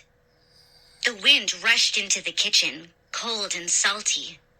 It sent a stack of napkins flying into the air and toppled a water glass into the sink. Uncle Jim jumped to his feet, dove to the door, and, lowering his shoulder, shoved it shut. He turned to us, his face redder than before. "Gotta get the latch on that door fixed," he said. "Don't you know, that happens all the time. A strong wind just sends the door flying open." He squinted at us, then laughed. "Did you think that was Danny's ghost? The two of ye got as pale as a schooner sail." That made him laugh even more. "It startled us, that's all," I said. "I'm not sure I believe the tales the villagers tell," Jim said, returning to the table. "Anyway, if the ghost of Danny Lubbins returns, he wouldn't use the door, would he?" Sean swallowed. A little color was slowly returning to his face. He opened his mouth to say something, but stopped. I followed his gaze. Sean was watching the cat. Celeste suddenly raised her head off the rug and sat up. Her black fur stood straight up along her back. She sniffed a few times as her green eyes moved around the room. Then she tilted her head to one side and said, "Danny? You've heard of Blackbeard the pirate, haven't ye?" Uncle Jim began a new story. "Maybe the most famous pirate of all time." "I think I've heard the name," I said, trying to remember.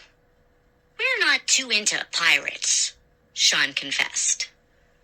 "I saw one of the Johnny Depp pirate movies, but that's about it." Uncle Jim nodded. "Well, I sailed with one of Blackbeard's great-great-great-grandsons, who was even more famous for a time. Johnny Feathers. That was his name, because he always wore 2 white feathers in his cap." Uncle Jim rubbed his beard. "Johnny said they were valuable ostrich feathers from Madagascar, but they looked like they came off a seagull to me." He snickered.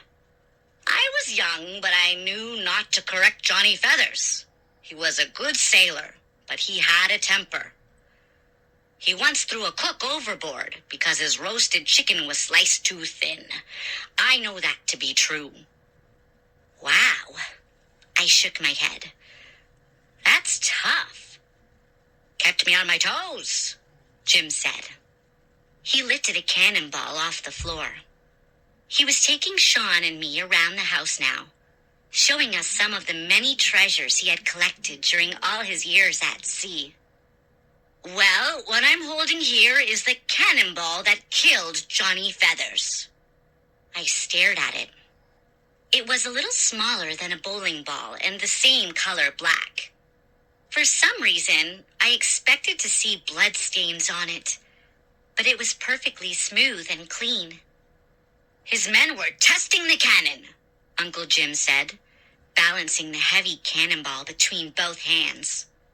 Johnny walked by at the wrong time. Someone yelled, "Fire!" The ball sent his head sailing into the ocean. Johnny just stood there on the deck for a while, like he didn't believe his head was gone. "Were you there? Did you see it?" Sean whispered. Jim nodded. "They pulled the cannonball out of the ocean, and they got Johnny's hat back, too, with the feathers still on it." He shook his head, but they left Johnny's head at the bottom. The water was so clear that day, we could see Johnny staring up at us from 200 feet down. I studied Uncle Jim as he lowered the cannonball to the floor. Was he making up these stories? Had they really happened? I couldn't decide. "How did you get the cannonball?" Sean asked him. Jim shrugged. "Just kept it. No one else wanted it. I always was a collector. Never liked to part with anything." He gestured around the room. "As you can see, I like a lot of souvenirs." We followed him down a short hall to a back room. The hall had tall bookshelves on both sides. They were filled with books and old-looking toys and games. I saw 2 model sailing ships in glass bottles. A human skull rested at the top of one shelf. "And now I'm going to show you my vast treasure," Uncle Jim said. He pulled a chain, and a ceiling light flashed on. We were in a long, low room without windows. A door with a large, rusted lock on it stood at the back. I gazed in amazement at the clutter of knickknacks and souvenirs. My eyes stopped at 2 big wooden trunks standing side by side in the center. "Are those pirate treasure chests?" I asked. Jim laughed. "They're just treasure chests. I wasn't a pirate, you know. Sometimes I liked to imagine it, though. Dreamed about being a pirate. But I was just a sailing man. The real pirate days were long before I was born." He grabbed the lid of one of the chests with both hands and started to push it open. Sean and I stepped up close. The lid swung up, and we both gasped. "Gold coins!" I cried. "And jewels! Diamonds! It's filled to the top!" The contents of the chest sparkled under the ceiling light. "It really is a pirate treasure chest!" Sean exclaimed. Jim held on to the lid. He had a big grin under his white mustache. I think our excitement pleased him. "I uncovered this chest while leading a voyage to the Fiji Islands," he said. "Can you imagine what I felt when I stumbled upon it buried behind a thick tangle of coconut trees? I thought I was dreaming. I stood there for I don't know how long, just staring at what I had found. I couldn't resist. I dug both hands into the chest and let the gold coins and shimmering jewels run through my fingers. "This must be worth $1 million, Sean stammered. He watched me run my hands through the treasure, his eyes wide in amazement. $1 million, Uncle Jim said. "Is that your guess too, Violet?" "No way," I said. "It has to be worth at least $10 million. Jim chuckled. "Actually, it's all worthless." I dropped a handful of coins and stepped back. "Excuse me?" "It's all fake," Uncle Jim said. "It's counterfeit. Not worth a penny." "But all this treasure," I protested. "The chest was left behind on the island by a movie company," he explained.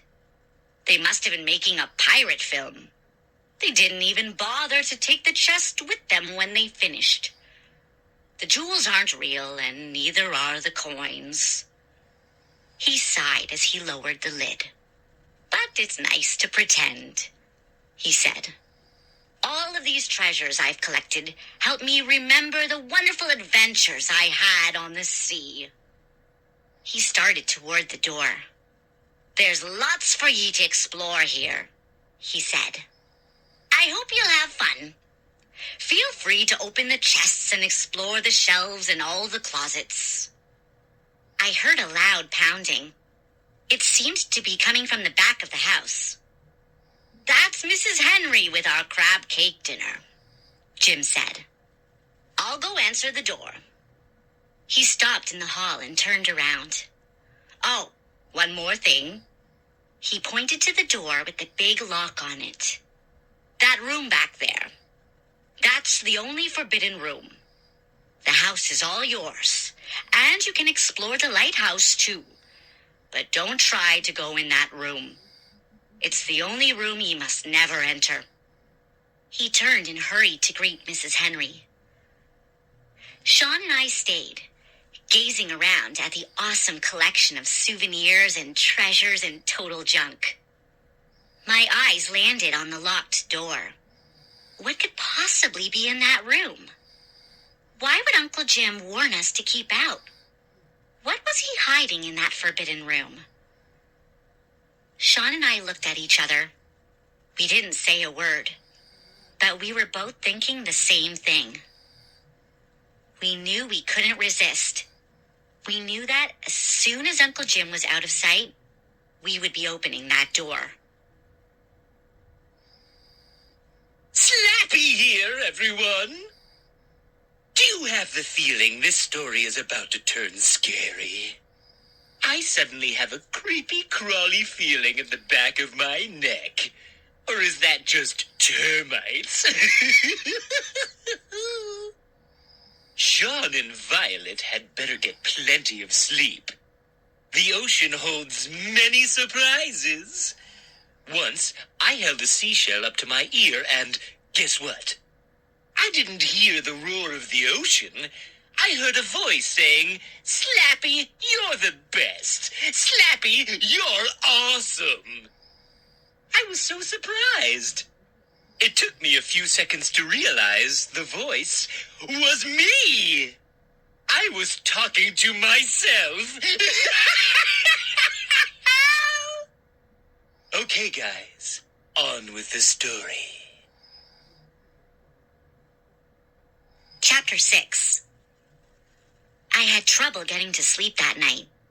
I think it was partly because of all the excitement of the day, but it was also because of the howl and whistle of the ocean winds right outside my window. The sound rose and fell like music. Lying on my back with my eyes shut and the covers pulled up to my chin, I thought I heard high voices singing. And once, when I had almost drifted off to sleep, I thought I heard someone saying my name. Violet. Violet. Whispered on the wind. I sat straight up and listened. Silence now. And then in another howl of wind against my window, I thought I heard laughter. Shrill, cold laughter. I shuddered, suddenly chilled from head to foot. I sat there, half awake with the covers gripped in both hands, squeezing them as if they were some kind of life raft, keeping me afloat like Danny Lubbins. Why was I thinking of him now? Was it the soft, chilling voice I heard on the next breath of wind? Violet, Violet, swim with me. No, I choked out in a trembling whisper. I slid onto my back and pulled the blanket over my head. I pushed my head deep into the pillow. I had to drown out the voices. I had to shut out the laughing wail of the wind. When I awoke, the red morning sun was a big ball outside my window, and the wind had calmed. Seagulls cawed loudly outside the window. I started to lower my feet to the floor and saw Celeste curled up at the foot of my bed. She raised her head, blinked her green eyes, and said in her scratchy cat voice, "Good morning. Did you have a nightmare?" Chapter 7. I blinked myself fully awake. I squinted at the cat, at her pale green eyes gazing into mine. I still couldn't get used to the idea of a cat talking. Her words sent a shiver to the back of my neck, but I said good morning back. I pulled on a pair of red shorts and an oversized white t-shirt, brushed out my hair, and hurried down the narrow, rickety staircase to the kitchen. Sean was already at the table, and Uncle Jim was serving him a big omelet. "Good morning, Violet," Jim said, motioning with his head for me to take my place at the table. His long white hair was unbrushed and fell in tangles at the sides of his red face. He had a gray sweatshirt pulled down over baggy white pants. "Lobster omelet on the menu this morning," he said in his booming, deep voice. "And sourdough toast. Aren't we the fancy ones? Bet you don't get this at home." "We usually have Fruit Loops," Sean said. Jim chuckled. "Did you sleep well, Violet?" he asked, scooping some of the eggs onto my plate. "Not really," I confessed. "The wind. I kept hearing all these voices in the wind. It kind of creeped me out." He scooped the remaining eggs onto his plate and set the pan down. "There are voices in the wind," he said. "The voices of all the poor sailors who never made it to shore. They're still alive, Violet. Their bodies are at the bottom of the sea, but their voices live on, carried by the wind." He narrowed his eyes at me. "I'm surprised you heard them on your first night here. Maybe you have a gift. Maybe you have a talent for hearing things most people can't hear." I shuddered. "Stop it, Uncle Jim. You're scaring me." Sean had a speck of egg on his chin. I wiped it off for him. "I looked outside this morning," he said. "The waves are really high." "I plan to take you sailing," Jim said. "But today is not the day. The ocean is growling today. That's an old sailor saying. My little boat was nearly tossed out of the water this morning." I swallowed a chunk of lobster. We never had lobster back home in Ohio. It was chewy and delicious. Celeste came striding into the kitchen with her tail straight up. "I think you made a friend in Celeste," Uncle Jim said to me. "I saw her heading up to your room last night." "I was so surprised to see her in my bed when I woke up," I replied. Celeste tilted her head at my uncle. "Admiral Jim, breakfast, please." He scooped a chunk of omelet from his plate into the cat's bowl, and she hungrily lowered her head to it. "You should put Celeste on TV," Sean said. "Or do some videos. They would go viral instantly." Jim rubbed his mustache. "Viral? Like a disease?" "Sean means Celeste could be popular," I said. "A star. She's a talking cat. She can make you rich." "I think Celeste deserves a quiet life," Jim said, eyeing the cat as she finished her omelet and licked the bowl.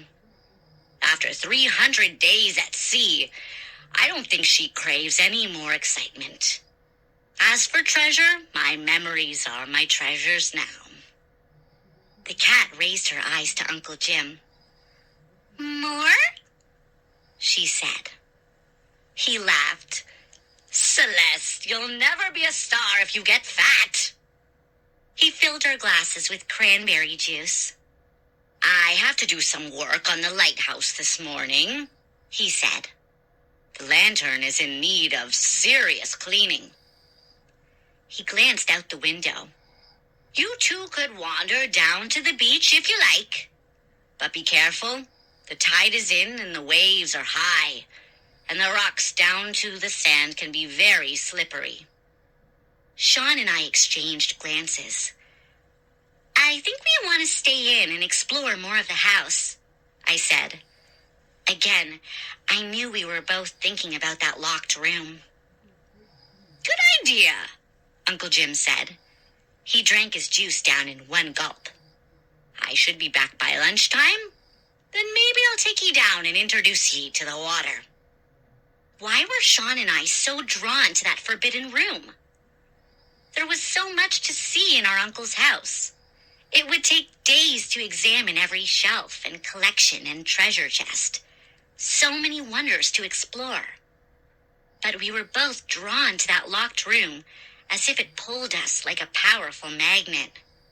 We watched Uncle Jim stride along the narrow, sandy path that led to the entrance of the lighthouse next door. We saw him pull open the wooden door and disappear inside. And then, without another word, Sean and I hurried down the hall to the back room. I pulled the chain and the ceiling light flashed on. My eyes swept over the two treasure chests in the middle of the room, the shelves of souvenirs and weird objects on the walls. My heart began to pound a little faster as my eyes stopped at the rusted lock on the door of the forbidden room. Hey, check this out! Sean held up a round, greenish object he had taken off a shelf. I took a few steps closer. Is this a real shrunken head? Sean said. He held it by the hair and waved it at me. It was about the size of a grapefruit. Oh, gross, I said. Put it down. Yes, it looks like a real human head. All shriveled, Sean said. But it still has its eyes. Where do you think Uncle Jim got it? Put it down, I insisted. I'm sure he has a totally creepy story he'll tell us about whose head it is and how he got it. Cool, Sean said. He lowered the head to the shelf. Sean followed me across the room.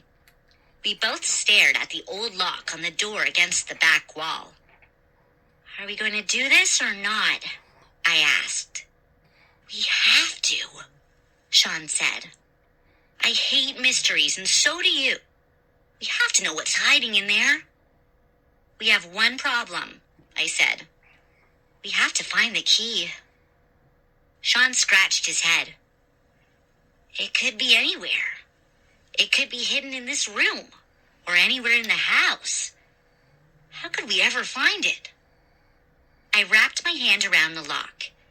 It was so rusty it scratched my palm. I gave it a sharp tug, and the lock fell apart. Startled, I jumped back.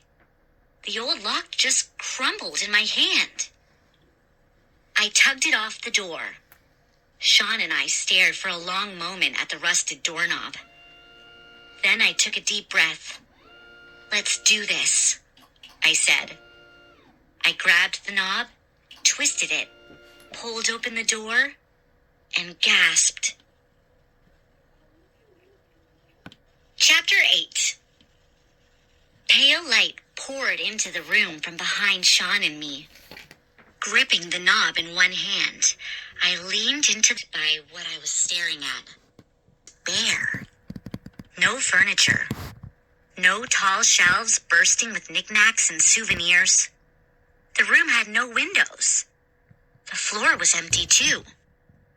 I pulled the door open all the way, letting more light in. Sean stood beside me, shaking his head.